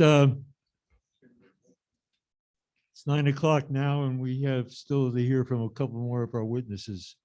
So I just wanted to give you a heads up in case you don't need to hear what else is going to happen tonight and want to wait to give your input next week. Sure. Will everything tonight be public record available online? And will the time stop of public comment be at a more reasonable hour if we come back next Wednesday? What do you mean by time stop on public comment? Well, I assume at some point public comments are allowed. Yes. So if we don't want to wait until 11 o'clock to find out it's going to be next week, can we agree that there will be time for public comments next week and that whatever is covered tonight is going to be available online? With regard to public comment, we definitely will take public comment next week. If we get a chance tonight, we'll take some public comment. With regard to the online, Sam, can you respond to that? Yeah, it will be online in 48 hours. Usually, if you go online, you will see the past 2 meetings as well. You go to the planning board page on the district website, township website, and right on the top, there is a button to show past planning board meetings. So you will see the first 2 hearings of these meetings. There's a 3-hour recording. And it takes about a day to load the recording, but as soon as it's loaded, they'll load it tomorrow morning. As soon as it's loaded, you will see on the township website.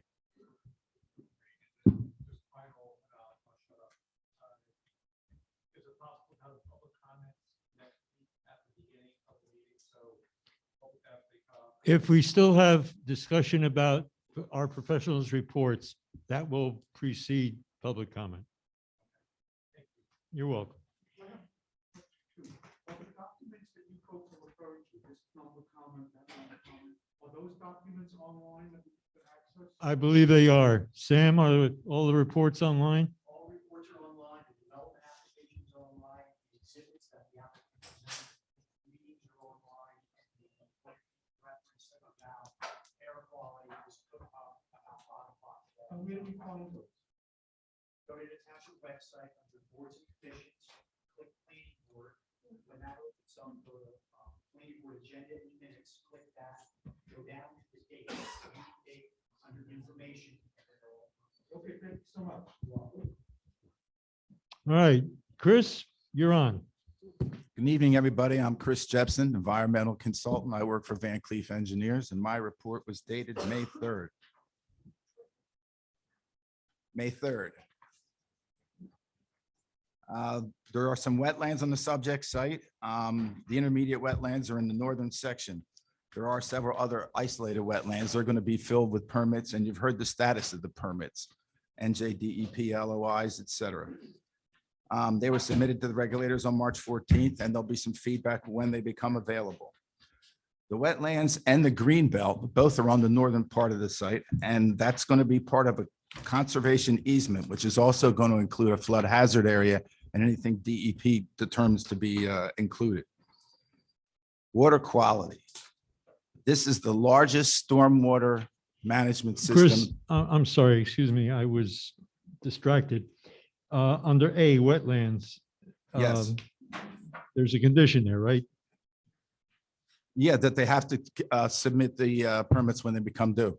Thank you. I believe we went over that earlier, though. That is a condition. Sorry to take you back. Go ahead. Okay. This is the largest stormwater management system in West Windsor. It's very complex. There's over 5 million square feet of impervious surface. You've heard a lot of testimony on this, but this is the biggest one we have in this town. And like I said, very complex, and it's all groundwater recharge. So in C, on the 3rd line, the DRCC permit, is that a condition?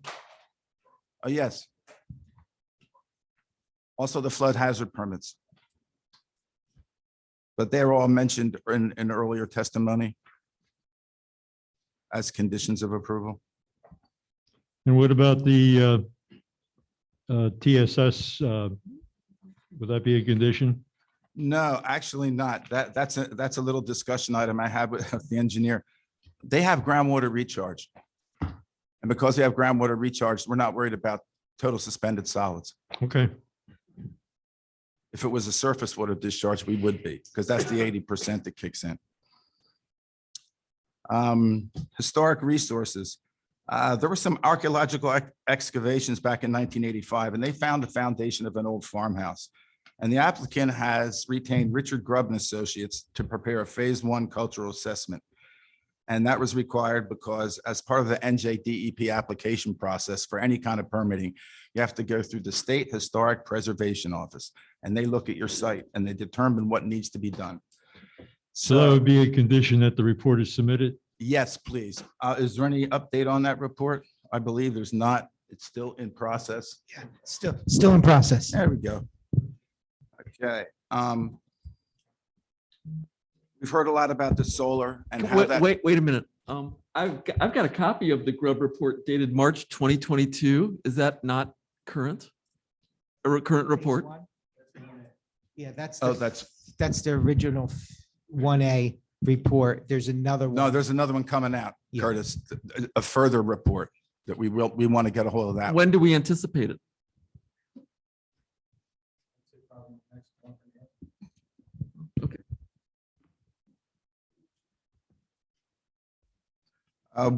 Going back to solar, we've heard a lot of discussion about the solar and how the infrastructure on these buildings are going to be ready to install solar panels. If indeed the individual people that are going to occupy those want that, and according to some other testimony, there might be some community electric going on. The United States Fish and Wildlife Service and NJDEP identified a couple of threatened and endangered species. And yes, Cooper's hawks and the great blue heron, we see them around here frequently. I would like to say the bald eagle is really in our area. In fact, it's within 2 miles of this site. Now, they usually eat fish. However, I've seen bald eagles eat struck deer on the sides of roads. Don't be surprised if you see that happen. So you could see an eagle on the side of the road eating a dead deer at the site. Don't be surprised because they're only 2 miles away. Documented vernal habitats, and they're not going to be impacted by this application. Chris, excuse me. On page 4, the 4th paragraph, no wells are proposed as part of this project. Is that a requirement for a condition? No, if they're not going to drill any wells, I don't think you need to have a condition. Thank you. Chris, I'm a little confused. You mentioned the solar and then you went into the wildlife. I assume you're not saying that's a problem. No, no, there's no okay, solar. No, the good. solar, we've already talked about it. I thought. Oh, okay, really so we're fairly fine much. with the solar and Andrew, now you we're, asked, some Yeah, questions. yeah, I thought I we just- kind of settled that. right, good, thank you. Okay. I apologize if that was any confusion there. No, there are no wells as part of this project.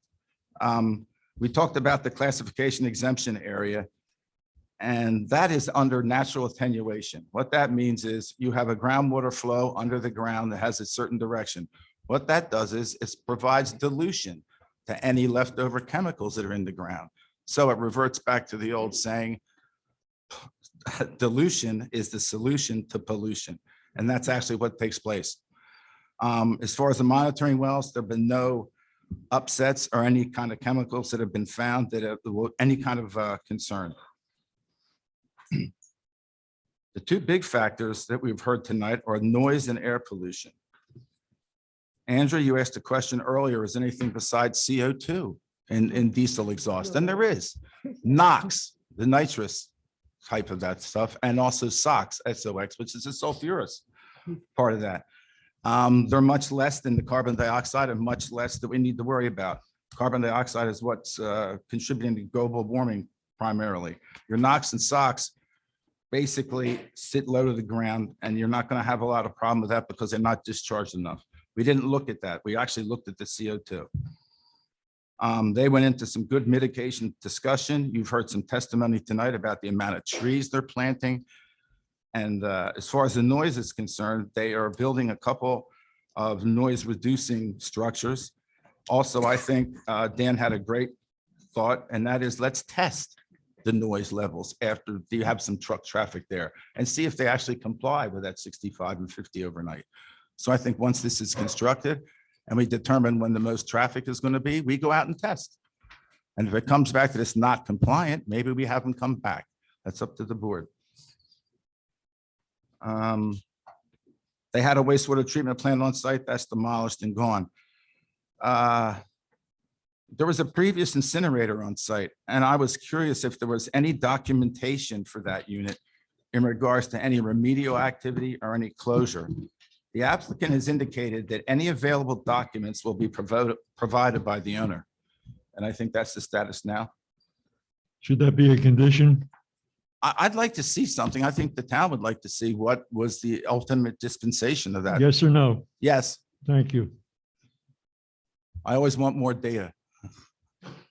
That's basically it for my report. Is there any questions? Yeah. Alan?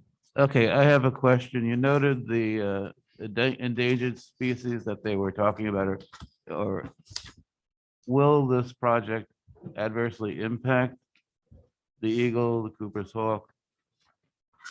No, I don't believe they will. There's enough woodland that's left there, and the 200 acres being conserved. You have to understand that it used to be the American cyanamide site, so there was a lot of activity on there.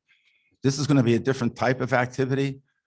I don't see any major impacts to what we have there now. Okay, you also indicate that the applicant stated that there would be no impact to the vernal ponds Yes, on where site.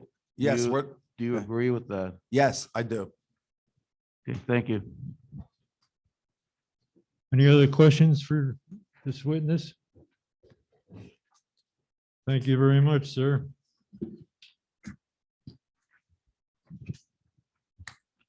So, one other thing, Gene, are we considering doing the sound evaluation after construction? I Wasn't that remember discuss- from the first meeting. Wasn't that discussed previously that there would be? The sound?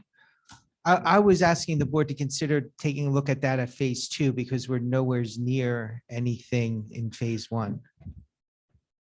Right, but you are in agreement with that to evaluate the sound after the construction of the wall? Sure. Post phase 2. Correct. Yes, Okay. thank you, Gene. We're in receipt of a May 4th report from our fire chief, Timothy Lynch.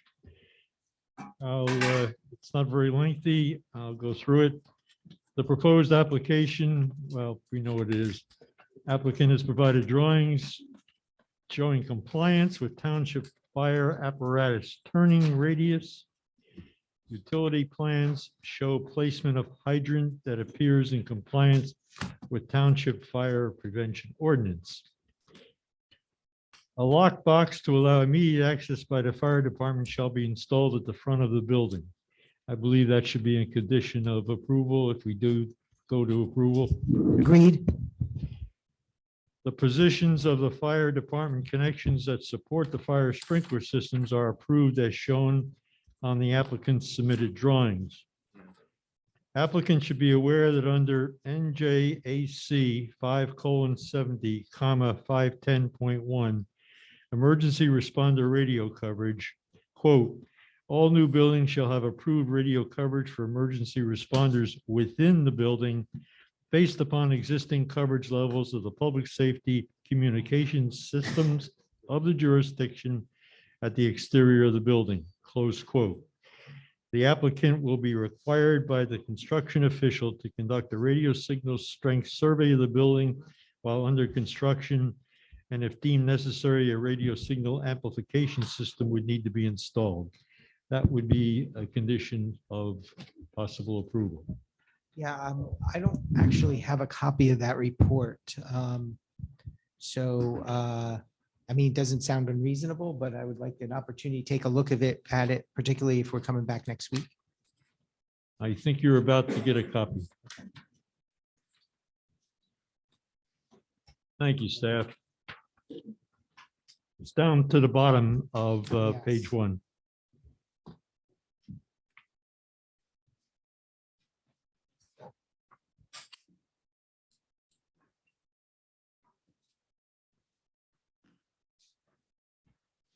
This is a standard requirement by our fire chief.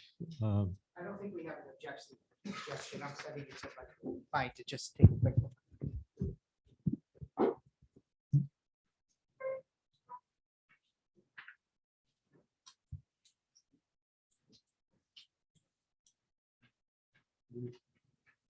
Agreed. Yes, this, we agree. Thank you.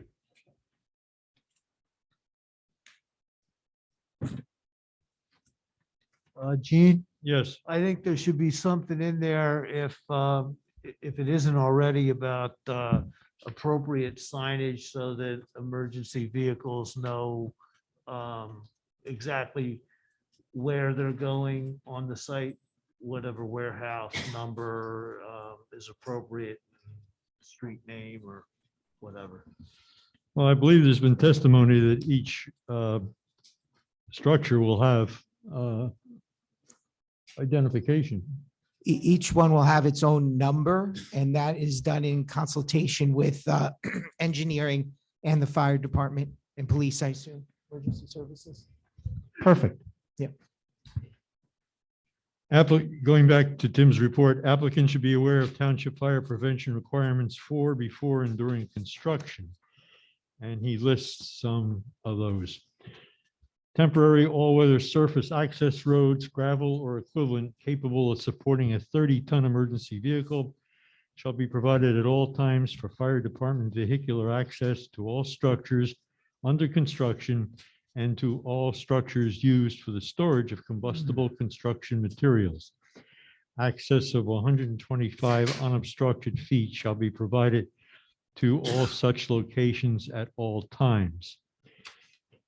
Temporary all-weather surface access roads shall be approved by the fire marshal's office prior to construction commencing. I would think that that would be a condition. Agreed. F 1005.4 water supply. The fire protection water supply system, including fire hydrants shown on the approved site plan, shall be installed and in service prior to placing combustible building materials on the project site or utilizing them in the construction of building structures. If phased construction is approved, coordinated phased installation of the fire protection water system shall be permitted as approved by the fire marshal. I see that as a condition also. Yes. Conclusion. The applicant has addressed all concerns raised by this office. It should be noted that the applicant willingly provided fire hydrants and emergency vehicle access beyond what is required by the Township Fire Prevention Ordinance at my request. I recommend approval of this application. Any comments or reaction by the board? Gene, I just had a question about everything in bold and italics. I take it all three provisions cited should be included in the resolution as conditions. Including the first paragraph about the F item? Yeah, right. Okay. Yes.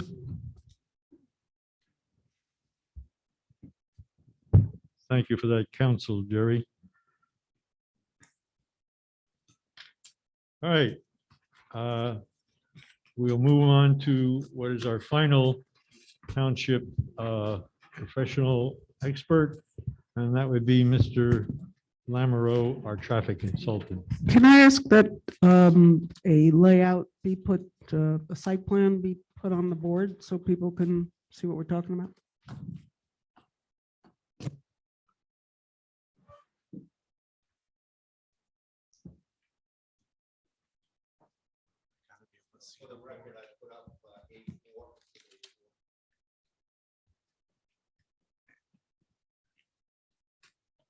Okay, ready to go?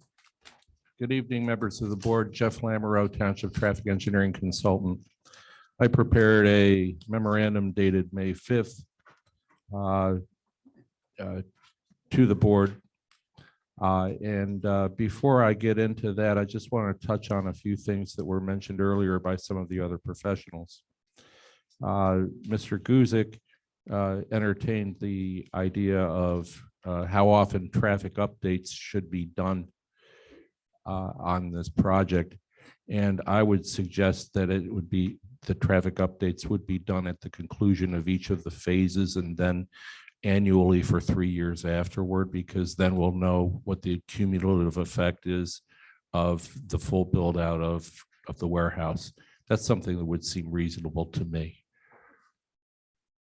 So annual inspections Annual for a counts. 3-year period after each phase is your recommendation, After the conclusion of phase 2. not after phase 1? No, because your phase 2 will be following that. You said you'd do one report after the conclusion of phase 1, presumably another at the conclusion of phase 2. Right. And we're not even talking about 3 yet, but that'll change it possibly. And then you were looking for 3 annual updates for the following years after that? Yes, they'd just be counts. Is that agreeable? So I think we have a clarification or question. Sure. The only one clarification would be is after construction, full occupancy of phase 1? Because then I'm assuming you're going to want to see full occupancy of phase 1, correct? I would And say similar so. for phase 2, right? There would be construction and full occupancy of each phase, correct? Yes. Okay. That will help us. Thank you. Something else on the matter of traffic signal design really quick, and the pedestrian accommodations that Mr. Penke mentioned. The county is now using a technology called Grid Smart. Grid Smart calls the walk sign and you don't even have to push the button. So just letting you know to expect something like that. The button will still be there, it'll work, but you don't have to push it. Just for background and layout for people, US Route 1 is a state highway. Quaker Bridge is County Route 533, owned by the county.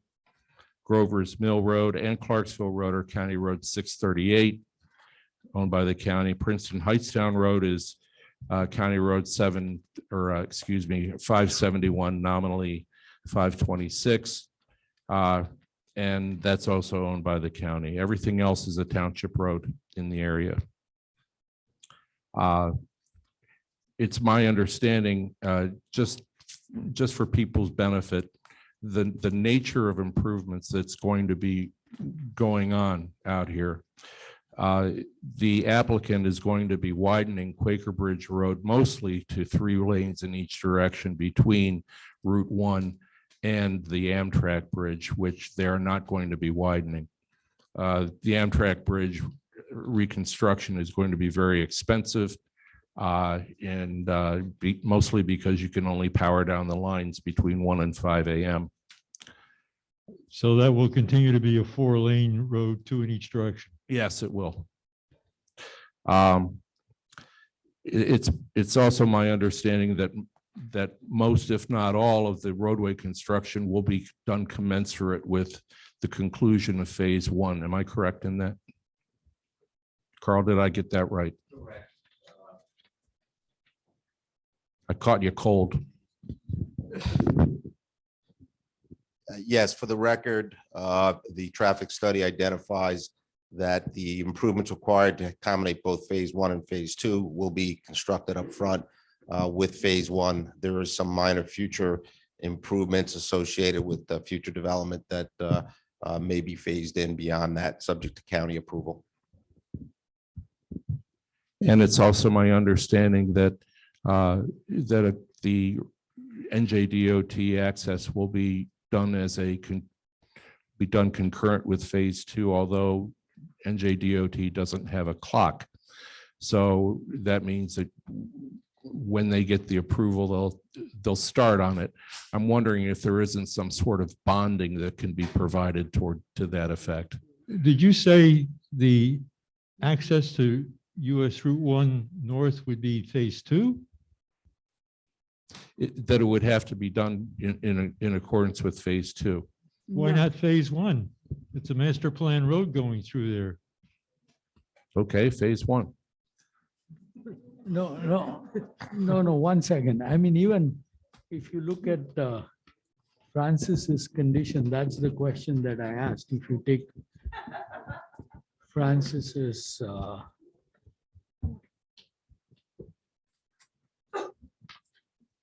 1.02,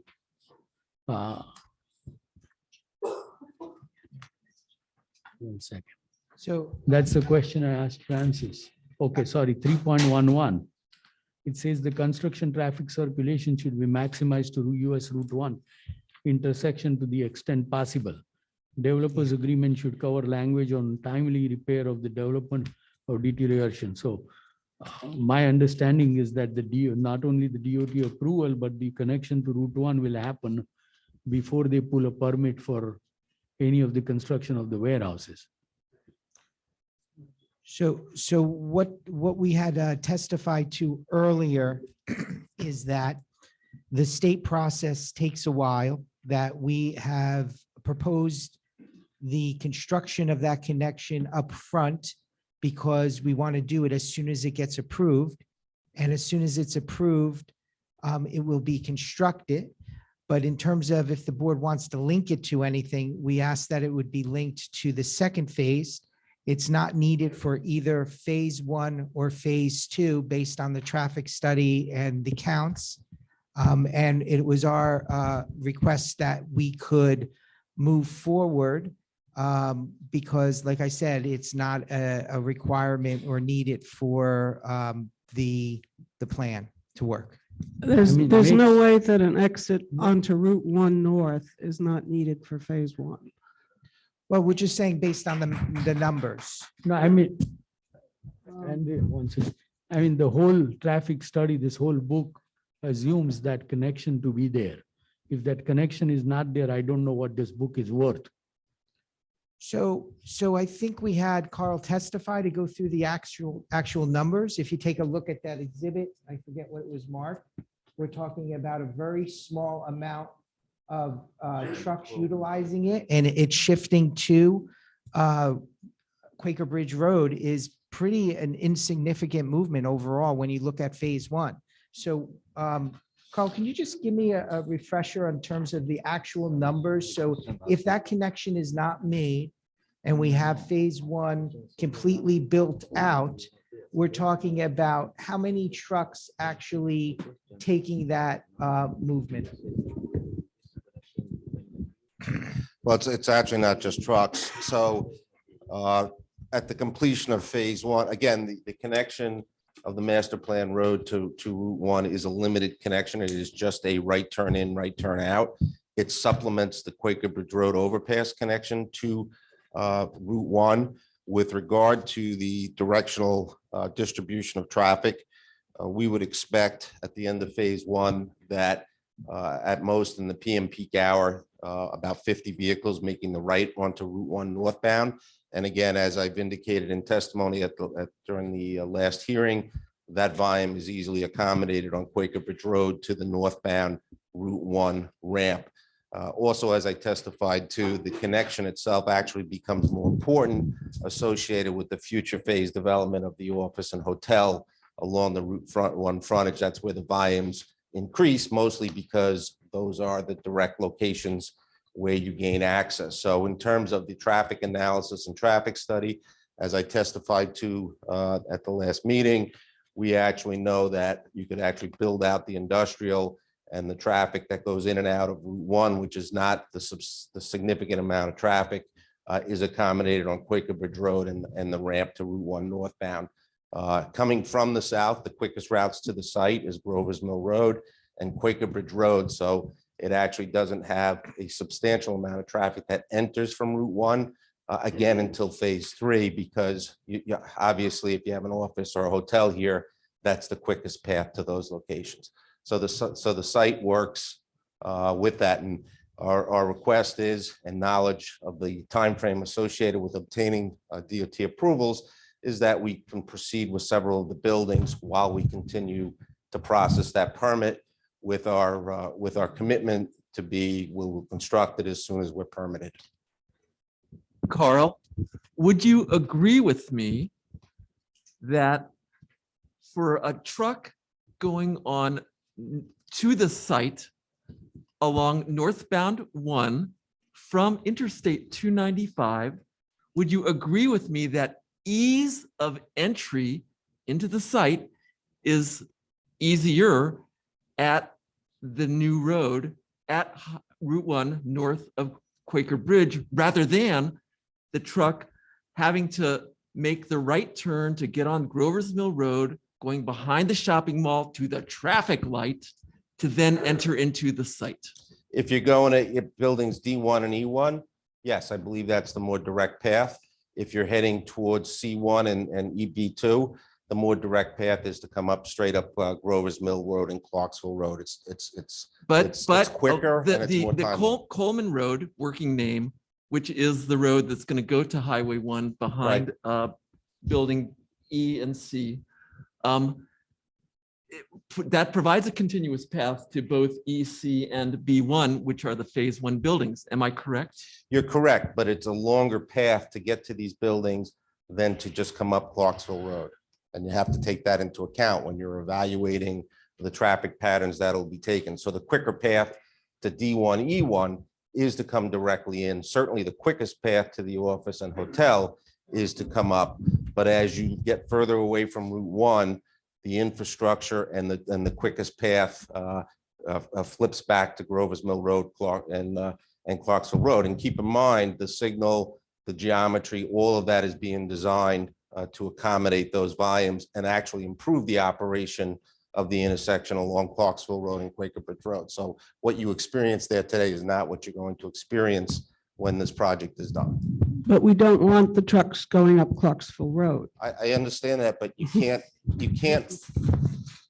not going to make, you can't make the path shorter. The truckers are going to follow, like we do, their GPS and the shortest path to their destination.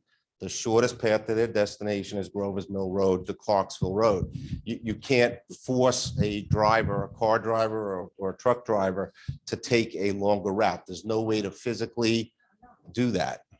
However, we're providing with the entry to and from US Route 1 northbound from the site with the right in, right out. You're providing trucks a way to make a smoother transition. Correct. Without the traffic on Grover's Mill Road, without dealing with the intersection of Quaker Bridge Road. Nope. You're providing better ease Correct. in and ease out of the site. No Right argument. now, you have It's- 6. Excuse me, roads. Andrea, let the witness There's finish. there's no argument that it's part of the ultimate design and solution of the project. We've embraced that. We agree to that. But it is not the primary point of access to this property. And it is not a critical component to the development of this property. It is a piece of the puzzle, but it is not the driving, controlling force. If you don't have a Route 1 access, this project still works. Andrea? Right now, you have 6 entryways onto Clarksville Road. All you've provided is 1 entryway onto Route 1, which right now you're saying you're not even, you don't even want to have completed. And you've provided 1 entryway onto Quaker Bridge Road, which is over at Avalon. And you're basically forcing the trucks onto Clarksville Road. I disagree with that.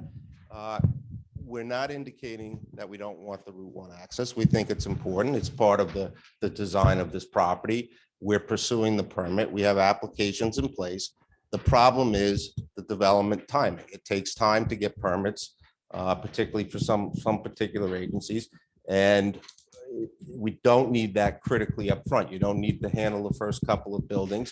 It's a part of the overall development of the property, including the future phases.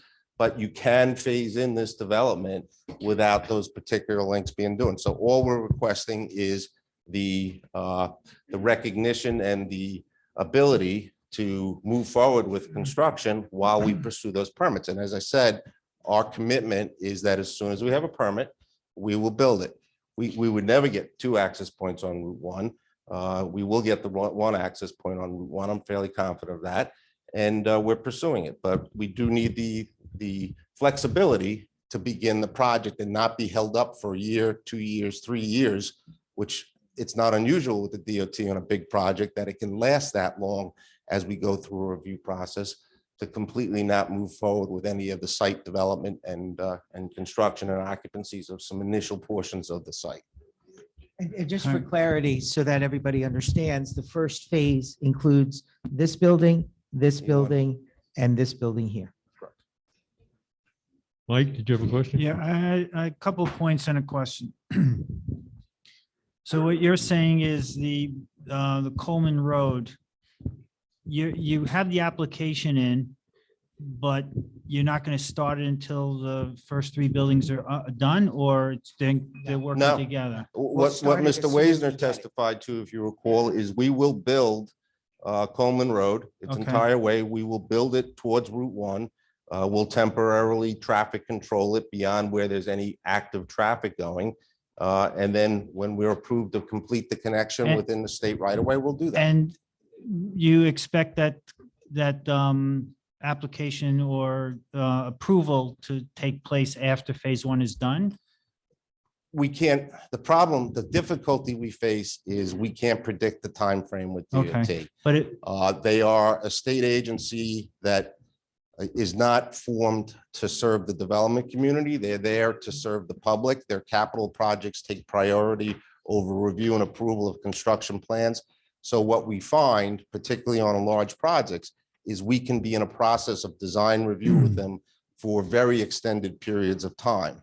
I can tell you that right now I have 2 applications with the state, one that's going on 5 years, it's complex, and another that's going on 4 years. Again, it's a public Okay. improvement in Edison, but it's even with it being a town improvement, it's a complex and takes time.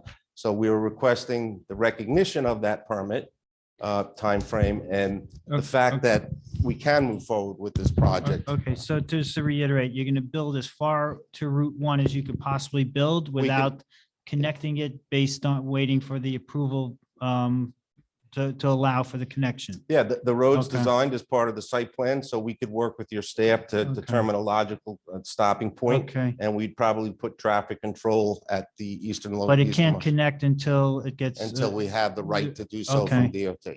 Okay, couple other points that I'll make.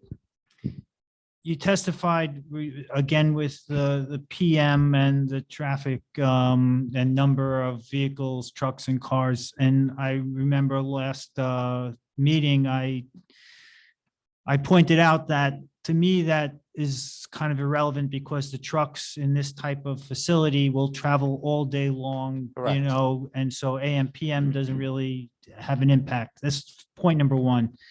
Point number 2 is that you talked about the quickest way into the site and, you know, you're saying Clarksville Road is the quickest way and Route 1, when it ever happens, is a longer way and you can't control trucks going, you know, the longer way because, you know, distance wise, it's longer. However, if you go to your GPS and there's traffic built up, it'll take you a different way. And there's going to be traffic on Quaker Ridge Road making the turn on to Clarksville so that they're going to go on Route 1 because that's going to be quicker because they're not held up by traffic. And so that's my second point. Correct. And that's why you end up with multiple distributions of traffic coming from multiple different ways.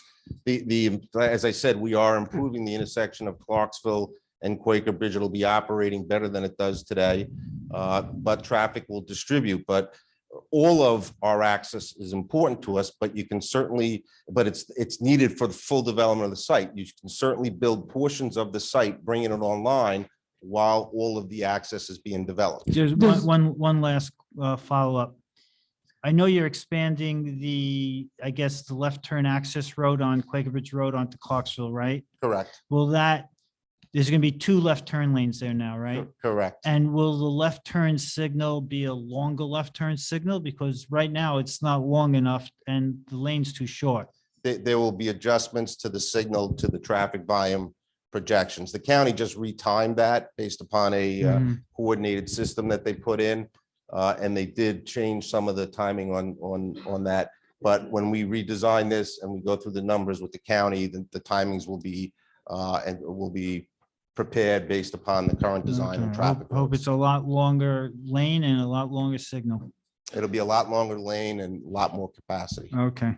Okay, thank you. Hey, Carl, just given the confidence you've given me in the DOT now, I'm going to ask you, is there a chance, even the slightest of chances that you wouldn't get that connection? I got to answer it this way. The Commissioner of Transportation reserves the right to deny access on a highway, even if you're entitled from a frontage. That's in the access code. and the commissioner's decision trumps local jurisdictions. However, that being said, we have 1,800 feet on the frontage on Route 1. We meet all their criteria for access along Route 1. So, you know, there really is no reason to deny a permit. If that route happens for some reason, we will appeal it to the fullest extent of our rights. But, you know, there's, you know, at the moment, everything that we put together should end up in a permit. Okay, so very low. It's just a process. The process is very difficult with DOT because as I described to you, we're not just building a right in, right out driveway. We're widening Route 1 for quite a distance. It involves the existing adaptive system out there. It includes fiber optic systems. It includes stormwater. So the department will be reviewing stormwater. They'll be reviewing modifications to the electrical system. We got utility pole relocations. We got fiber optic. All of that gets independently reviewed by different subject matter experts in DOT. And they start off, their first review will be a cursory review. Here, you got to look at this, you got to look at the second review will be a little more detailed. The third review, they'll look at it. The fourth review, I'll get a new reviewer and a whole new set of comments. And it's unfortunate to describe it that way, but that's the way the process works, which can make it a very lengthy process when it's a complicated design. So very low probability of that happening. But if it were to happen, like what happens to a developer's project? Well, there's two things. One is we would be back before this board. Certainly would have impacts on the thinking for phase 3 and the Route 1 frontage. But ultimately, yeah, we end up coming back before this board, and before any further approvals associated with phase 3 achieved, that would have to be rethought. Does that still work? Thank you, Carl. With that Route 1 not going in there, if we don't allow any trucks to turn north onto Clarksville Road, and if we don't allow trucks to come in, turning south into your place, coming south on Clarksville Road? Yeah, so we talked about that last week. The answer is yes. The original traffic study that we submitted to your professionals actually considered the restriction that exists on Clarksville Road. It was subsequently revised at the request of the county when they advised us that that restriction is being removed, and we had to consider that there is a travel route there. With the construction of a new overpass at the railroad. Right, correct.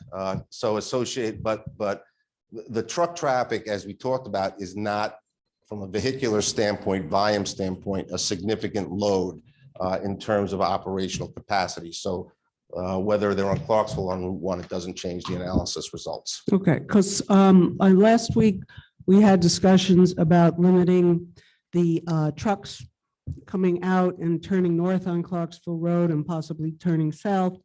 I know you had a number of concerns about, well, if truck's already going and now it sees it can't go a certain way, it's going to go over curbs, it's going to do that. So I relooked at some of the maps and took to heart what you said and switched that around a little bit. I can discuss it now if anyone's interested.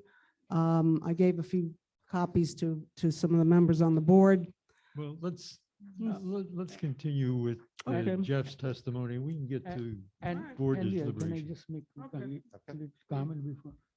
I mean, I'm not a traffic engineer, but I don't see any reason for a truck trying to go to north, not to take that route to go Route 1 north.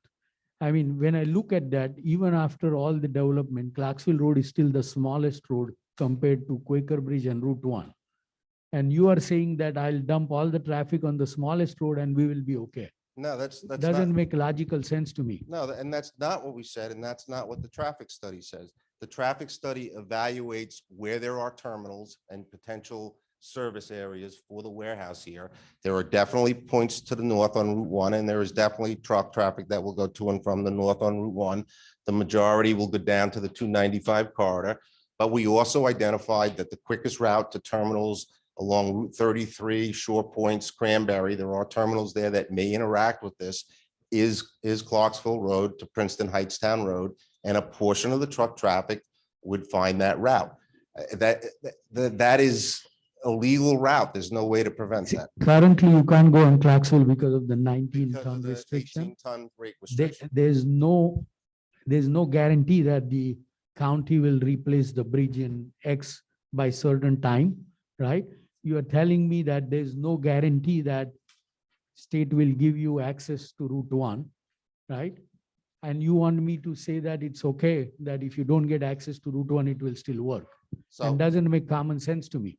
well, so all I can report to you is what I've known and what I've been told. My understanding is that the replacement of the Amtrak bridge is imminent. There's no guarantee on the final time frame, but I've been told it's within 5 years. And I've been told by the county that when that's done, the culvert crossing will be upgraded also. And that's the information we've received back from the county. So from my understanding, that's imminent, and that we were asked specifically from the county to make sure we incorporated that in our traffic study. And how long before you think your phase 1 will be complete and operational? I would defer to Mr. Porsick, but you know, it's this build out of this property can be multiple years. It could go I think quick in depending your on the traffic market. report, you said 2026. We used a projection of 2026 over the next 4 years. Depending upon market, it could slow down or it could speed up. Right now, we all know logistics is hot and heavy, but we also know that there is some reduction in logistics space, particularly Amazon, who you've heard is probably not looking as hard anymore. Mr. Porsick could probably talk more to what he sees the market as. So what you're saying is that until that bridge is done and Route 1 access is done, 100% of traffic will go on Clarksville Road towards Quaker Bridge, because there's no other way to get out of the site. Correct. Until that restriction is removed, then the truck traffic would be oriented to Quaker Bridge on Route 1, yes. Right, and then this study doesn't assume that. This It- study is not made as assuming that 100% of trucks will turn either right or left on Clarksville to go to Quaker Bridge Road. As I said, our initial analysis did assume that and did analyze that. The truck traffic is not the driving numbers in the volume, so it doesn't change the levels of service. And we are creating a lot of capacity along Quaker Bridge Road and Clarksville Road that accommodates those flows. Again, our initial study did assume that, but at the request of the county, we removed it, but we didn't change any of the other mitigations. So the traffic is easily accommodated along Quaker Bridge Road and Clarksville Road. I mean, I find it very hard to agree to that without access to Route 1. I mean, if you don't get it. And again, we're not asking you to eliminate the access Route 1. We're asking for deferral to phase 2 so that we can continue and start construction. Certainly the small, a portion of the site and the beginning of traffic generation from the site can be accommodated on the roadways while we continue to pursue full development permits. We don't need it. What are you asking to be deferred to phase 2? To phase 2 is a logical point to agree to a condition. I thought the master plan road, Coleman and Doherty were going to be some of the first work that was going to be done. As I've testified to, it is all on the plans. It's designed. We're proceeding with permits. As soon as we get a permit, we'll build it. We'll build the road itself through the site. So all of that will be built. That's what we just testified to. We'll connect to Route 1 when we're permitted to connect to Route 1. We're just requesting the ability to bring buildings online in advance of that connection if we're delayed in getting that permit. So Mr. Chair, to clarify, we could build most of the road. The only thing we can't do is make the connection until it's To Route approved 1. by the state. So you can build the road to nowhere, but. We could, exactly. So as shown on the master plan, it is something we're setting aside the land for, which is what is the obligation of an applicant. And we're also showing that that connection's not actually needed for that first phase of development. When you look at the full build out, the numbers are still not impactful when you take into account the improvements that we're doing on Quaker Bridge Road. So what we're saying is we want to build it as soon as it's approved. We will build the master plan road as part of phase 1, as far as we can do it until Route 1. And we can't make that connection until we have that state permit. And we're asking the board to allow us to move forward on that phase 1 because it really doesn't have any other impacts to the intersections and roads in a way that will make it not work. So, and the issue of trucks going on Clarksville Road is not an issue that is really a focus of this board. It's a legislative issue. Right now, there's a weight limit that doesn't allow large trucks on Clarksville Road. If that weight limit exists forever, then trucks are not going to be on Clarksville Road. If it's changed and upgraded and trucks are allowed, then trucks will be allowed. That's not something within the ability of the applicant to control. That's going to be a legislative function. It's going to be county. We have agreed to put up signs because we understand your concerns and we're willing to work with the board and the municipality that you don't want trucks heading up that way. And we've agreed to put signs on our properties that indicate not making that turn if we're permitted to do so. So we will put those signs up, and that's what we can do. We can't control whether or not trucks use that or not, because like I said, that's a legislative action. There's two separate issues. What we can control, we're trying to control so that there is no impact. And I think that Carl has testified that that master plan road connection, although nice, is not necessary, and particularly clearly not necessary for the phase one. But can I ask I mean- question? You can restrict the traffic northbound on Clarksville Road by making signs, okay, there's no right turn or what left turn, okay, on the, from the development. That was something. But how do you stop the traffic coming southbound on the Clarksville Road then? Again, that's a legislative act. Whether a truck is allowed there, a truck can go there. If it's not allowed there, then it can't go there. So for example, you have 3 trucks. One goes to Costco, one goes to the mall, one goes to one of these facilities. All 3 trucks are either permitted or not permitted. Okay, but It's- can we put a sign on the Clarksville Road of 571 at the high school?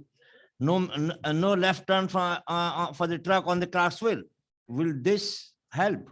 Be honest, We have no Clarksville jurisdiction or over Princeton that. Heights Town Road is a county jurisdiction. We can't put the sign over there, huh? No, we can't control the county road. What we could only see if we can control going in and out of this particular warehouse development. It seems to me that when you put 6 driveways and you allow trucks to come out of 6 driveways on Clarksville Road, including making a right in that northernmost section piece there where it's much easier than trying to go across the mess that's going to be occurring with trucks going left and right on that road, you're basically inviting the trucks to go on Clarksville Road. Andrea, what- excuse me, we're trying to hear a report from Jeff. I know you have concerns. Let's wait let till Jeff- deliberation. Jean, just one comment. I mean, what you said is that going towards 571 on Clarksville is legislative function. You don't control that. So trucks may not go there until you have no control over it. You have no control over Route 1. So essentially you are telling me that every truck coming out of that development is going to turn right or left on Clarksville and come to Quaker Bridge Road. And you have done traffic studies for that. I would like to look at the traffic study for that, if you have that, Yep, before Carl has it. approving and taking it on faith that it's okay that both connections are not made. Doesn't make sense to me. I mean, I'm not a traffic engineer, but doesn't make sense to me, and I drive a lot. I mean, I know which way I will go. I will definitely go that inside road. In fact, once that's built, I will bet you that people will avoid Quaker Bridge and take that road to Clarksville. I am willing to bet my good money on that people will use your road as a through road to get to Clarksville. Gene?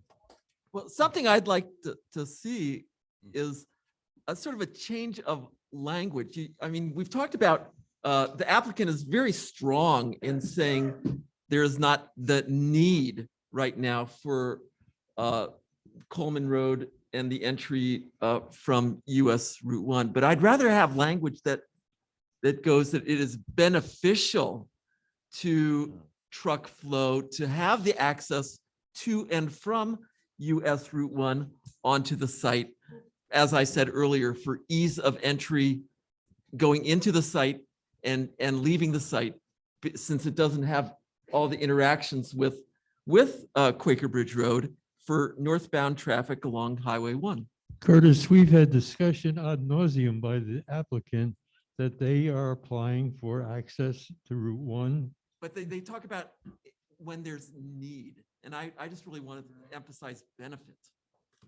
I don't think they talk about need. They talk about that phase 1 can be implemented without the connection to Route 1, that it's not, it wouldn't impede the impact of phase 1 if they didn't have the road, but I mean, they've intimated that the connection to Route 1 is beneficial. That's my point. Yeah, so you're looking for the word beneficial? Yes, Okay. actually. Did the applicant put beneficial in there So- as a condition? Gene, I just have one thought on this. Everybody's talking about Clarksville Road, and the applicant's attorney essentially is telling us that the only thing preventing trucks going down there is that the county, that the culvert is, it can't support the weight. Why not petition the county not to improve the culvert? So therefore, you will not have truck traffic going on it. There may be reasons why that wouldn't work. I can't speak to any of them, but it's something, when we get to deliberation, we'll have further discussion. I just on it. think it's worth I want exploring. Mr. Lamoureux to start his report now, please. Just so you know, I've been keeping track. Comments 2, 4, 7, 9, and 11 were just taken care of.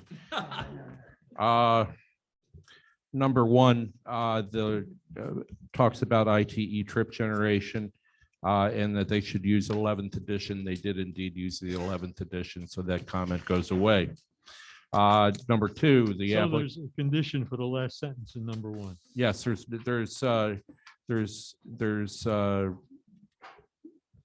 there shouldn't be a condition, Mr. Chairman, because nobody uses the 10th edition anymore.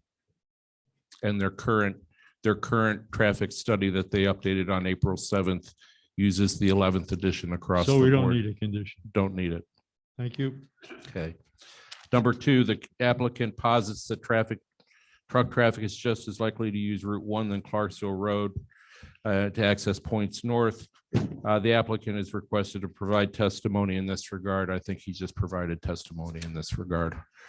I would submit humbly to the board. Number 3 talks about US Route 1 northbound and access, and I think that's and what phase it would be tied to. I think we've discussed that item. Items 4 and 5 talk about Excuse me, Jeff. Sure. On number 3, they've submitted the application to NJDOT. And you're saying this should be a condition of approval of the application? Yes.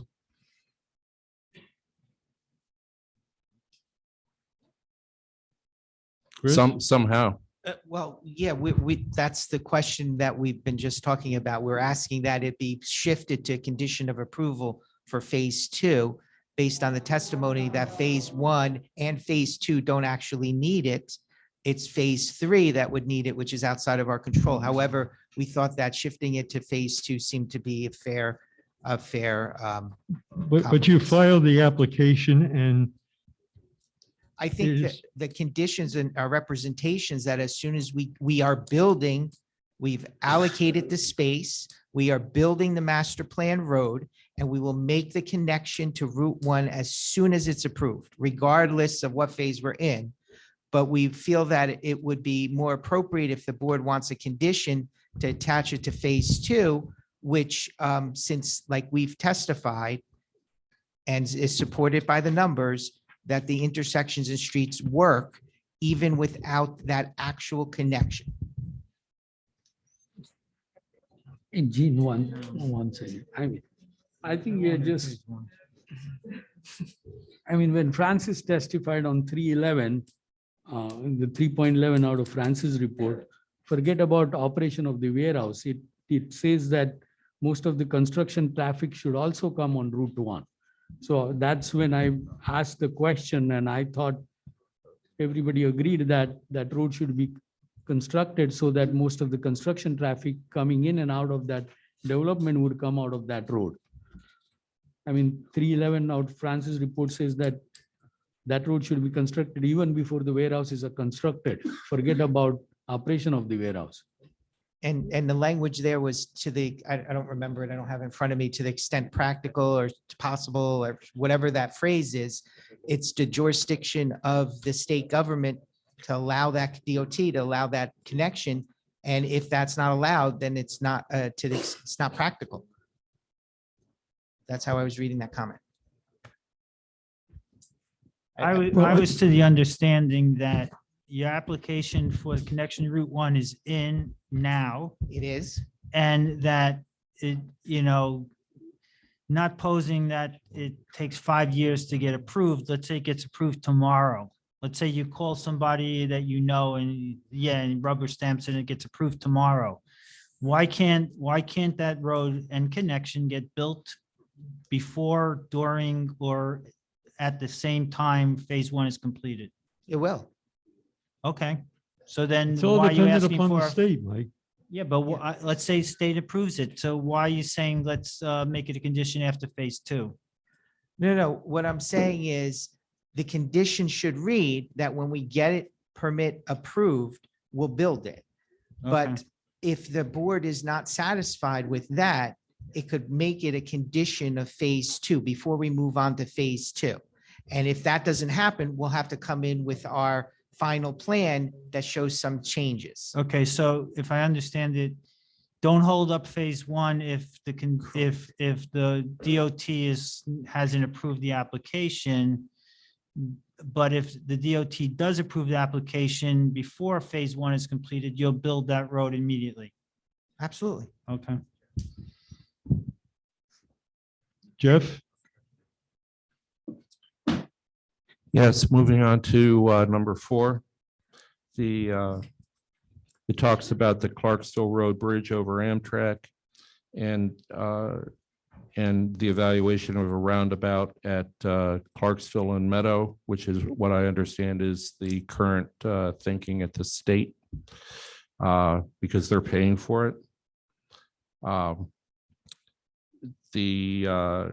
Number 4 was just an informational comment. It doesn't require a condition.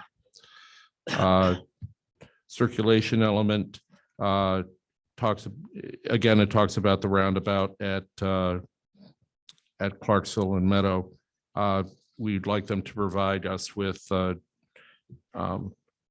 NJDOT design hourly volumes as part of that, and that's something that we would ask for as a condition. What is it you're seeking, Jeff?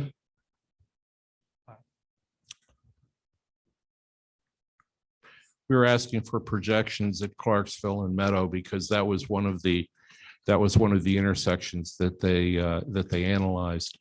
If they could provide with projections for traffic volumes, they're included, assuming build out of phase 2. Yep, no issue with that, Mr. Chair. Thank you. Okay. Number 6 is a comment, doesn't require a condition.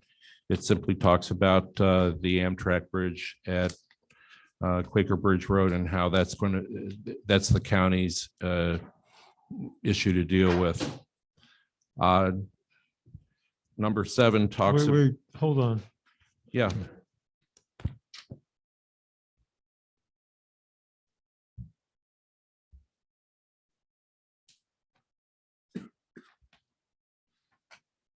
So we've had discussion at a previous meeting about the possible installation of a traffic signal at Lawrence Station Road. Do For you number agree, 7. based upon the information that has been provided by their traffic expert, that would satisfy or would be useful?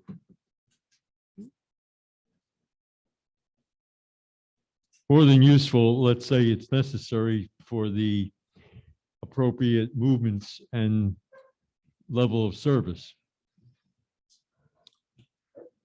I think that that it is a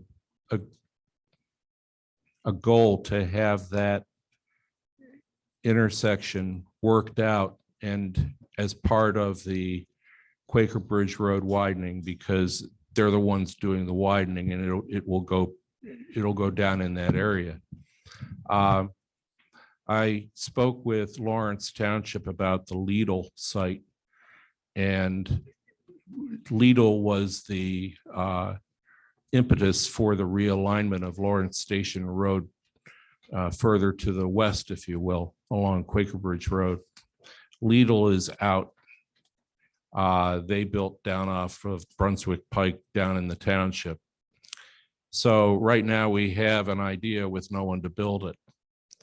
So what my recommendation to this board would be to construct Quaker Bridge Road across the frontage there, leave it open and engineered so that there can be eventually a connection to Lawrence Station Road, but leave the existing Lawrence Station Road in place. But you're saying that Lawrence Township is indicating they're going to move the Lawrence Station Road intersection with Quaker Bridge Road closer to the Costco property. Commensurate with a development. Once there is a development, they were hanging their hat on Lidl, and then Lidl left town. Okay. Okay. What was supposed to come there? Lidl, it's a grocery store chain. It's like Aldi's kind of. German-based store, Lidl. But we have no control over what happens to that road. Right. Right. I just say engineer it and construct Quaker Bridge Road so that way when they eventually punch in, there's minimal disruption. We don't have an objection to that. Okay. I'm on number 9. Wait, what about 7? 7?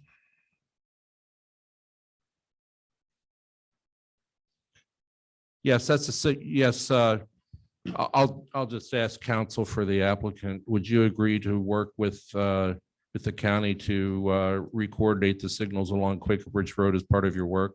Yes. Okay. Thank you. I jumped over number 8 because we just kind of covered that. Could you, Jeff, could you go back to number 6? I'm concerned with, you're talking about the eastbound left turn queue length would exceed 719 feet, and that the storage length is approximately 250 feet. And then phases 1 and 2, the queue would exceed 811, and it says further mitigation is required.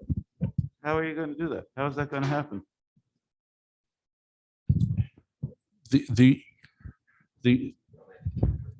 You want to take it?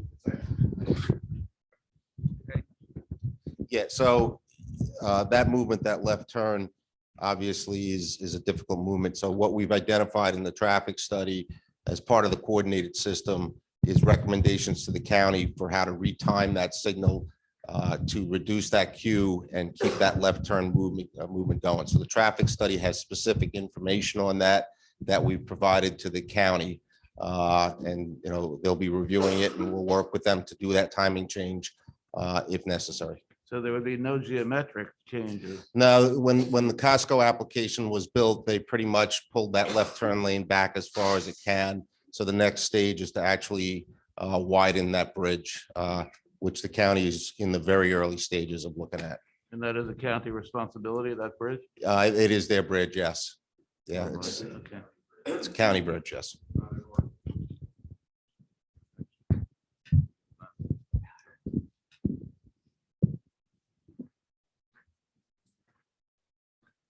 So you're down to number 8, Jeff? No, I thought that I was on number 9 because number 8 dealt with Lawrence Station Road. Okay. Okay. My bad. And that's all right. let's talk about the bridge over Route 1 to connect Nassau Park and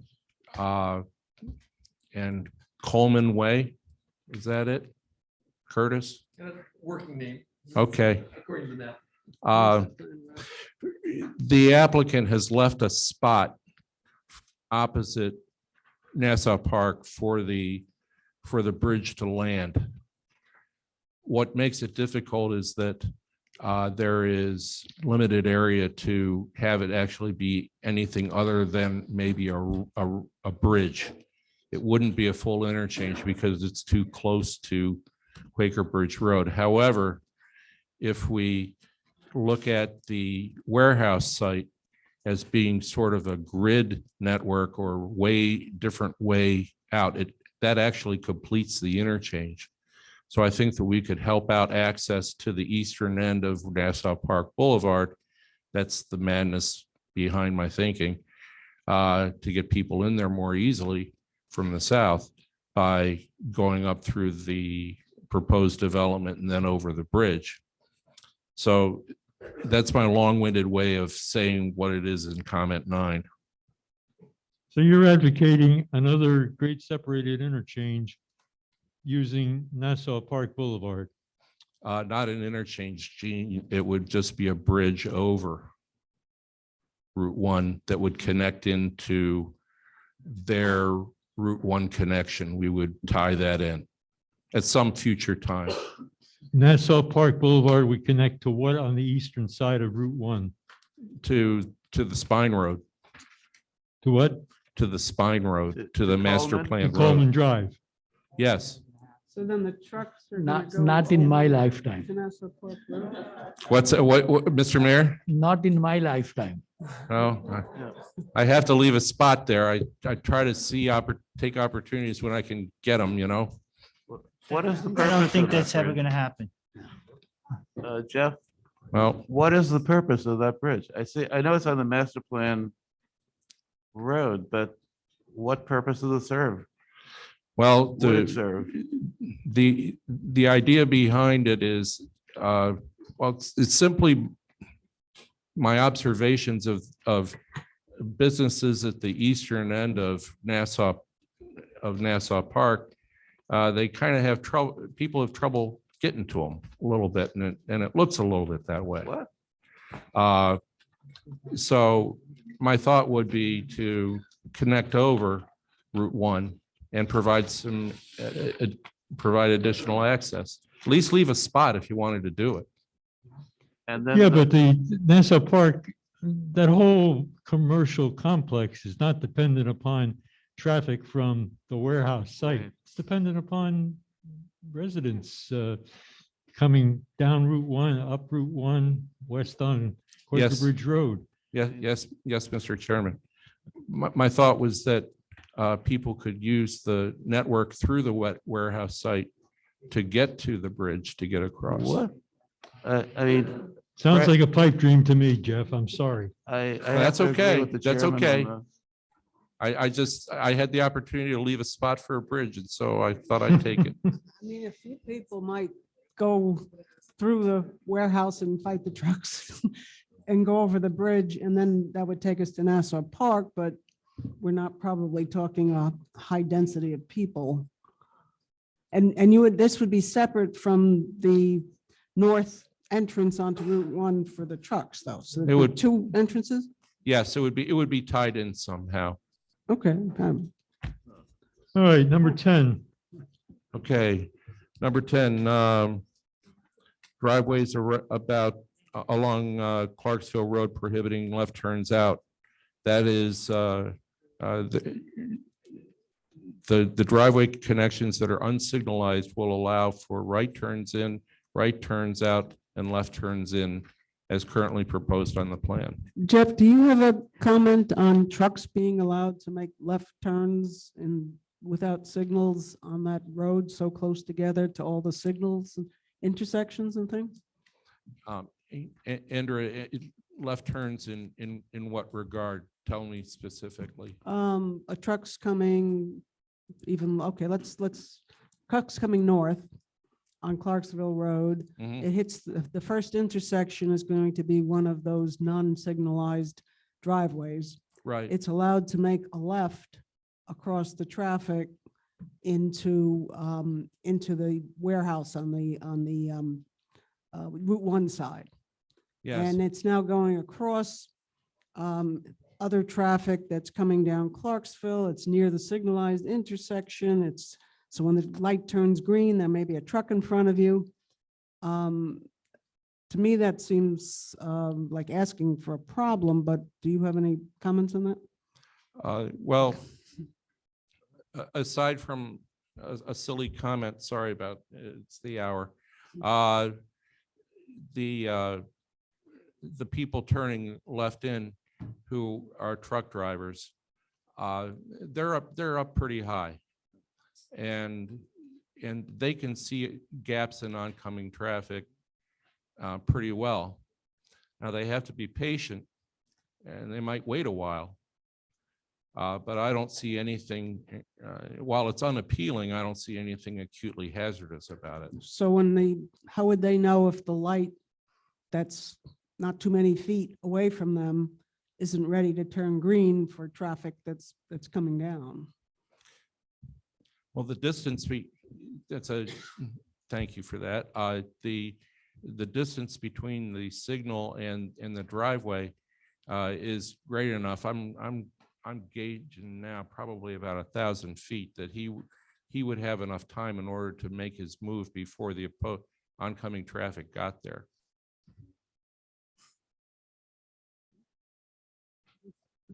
Okay. On number 11, sheet CS 100, the driveway connecting building C1. They have agreed to move it slightly to the northeast. It was a little too far south. The bicycle path. So comment. that's a condition? Yes, that's a condition. Thank you. Number 12, typical asphalt section for the bicycle path. Are you guys proposing to build it all in concrete or all in asphalt, or is it a mix? Because the way the plans show it looks like a mix.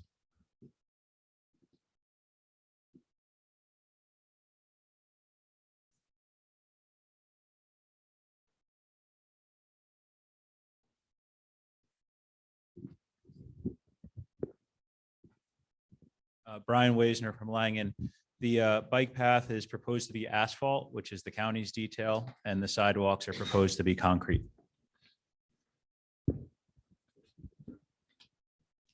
Condition?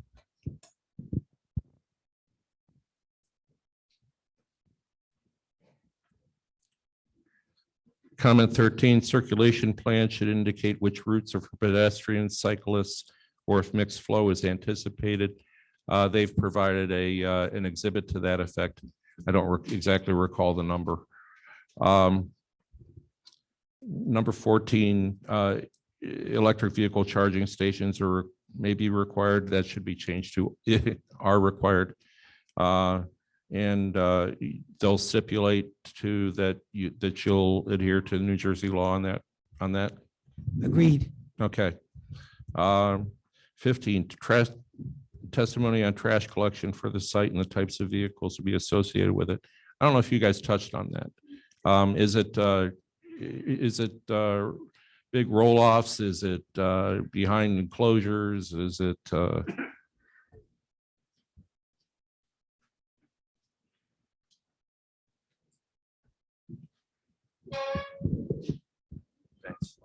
So we have a standard detail that Langen has on the plans with regards to a dumpster enclosure for each one of the buildings. So it'll either be that type of dumpster and garbage handling, or there will be compactors at selected overhead doors.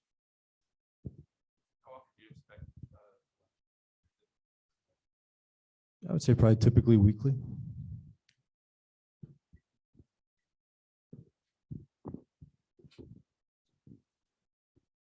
Number 16, number of employees anticipated at the site to be provided, times operations. This is a speculative type development, and I don't expect the applicant to answer anything on that unless they've gotten recent information that they'd like to offer. No. I suspect without any tenants right now, that's a moot point. Okay. Number 17, fire truck turning maneuvers. We're deferring to Chief Lynch on that, and there was a comment in his memo on that matter about having turning movements. Number 18, we recommend discussions on traffic signing and signing plans. We usually leave this until afterward because it's very detailed and you can really get hung up on it prior to an approval. And it's something easily adjusted at the end. We would ask for a meeting to, thank you, a meeting to reduce the number of signs. All right. And that concludes my report. Thank you, Jeff. I'm sure there are going to be questions by board members as well as considerable discussion. So at 10:21 by a clock on the wall, I'd like to propose to my colleagues that we call it a night and continue next week with any further discussion on Jeff's report. Are there any objections? All right, then therefore, at 10:21 PM, I will declare this meeting adjourned. Mr. Thank you Chair, all. just for purposes of the record and clarification, there's no further notice going to be provided that this is being carried to, was that June 1st or 2nd? June 1st. Wednesday, June 1st, without any further notice, and the documents are on the website. Again, folks, thank you very much for maintaining good decorum. It's very much appreciated that we don't have too many distractions.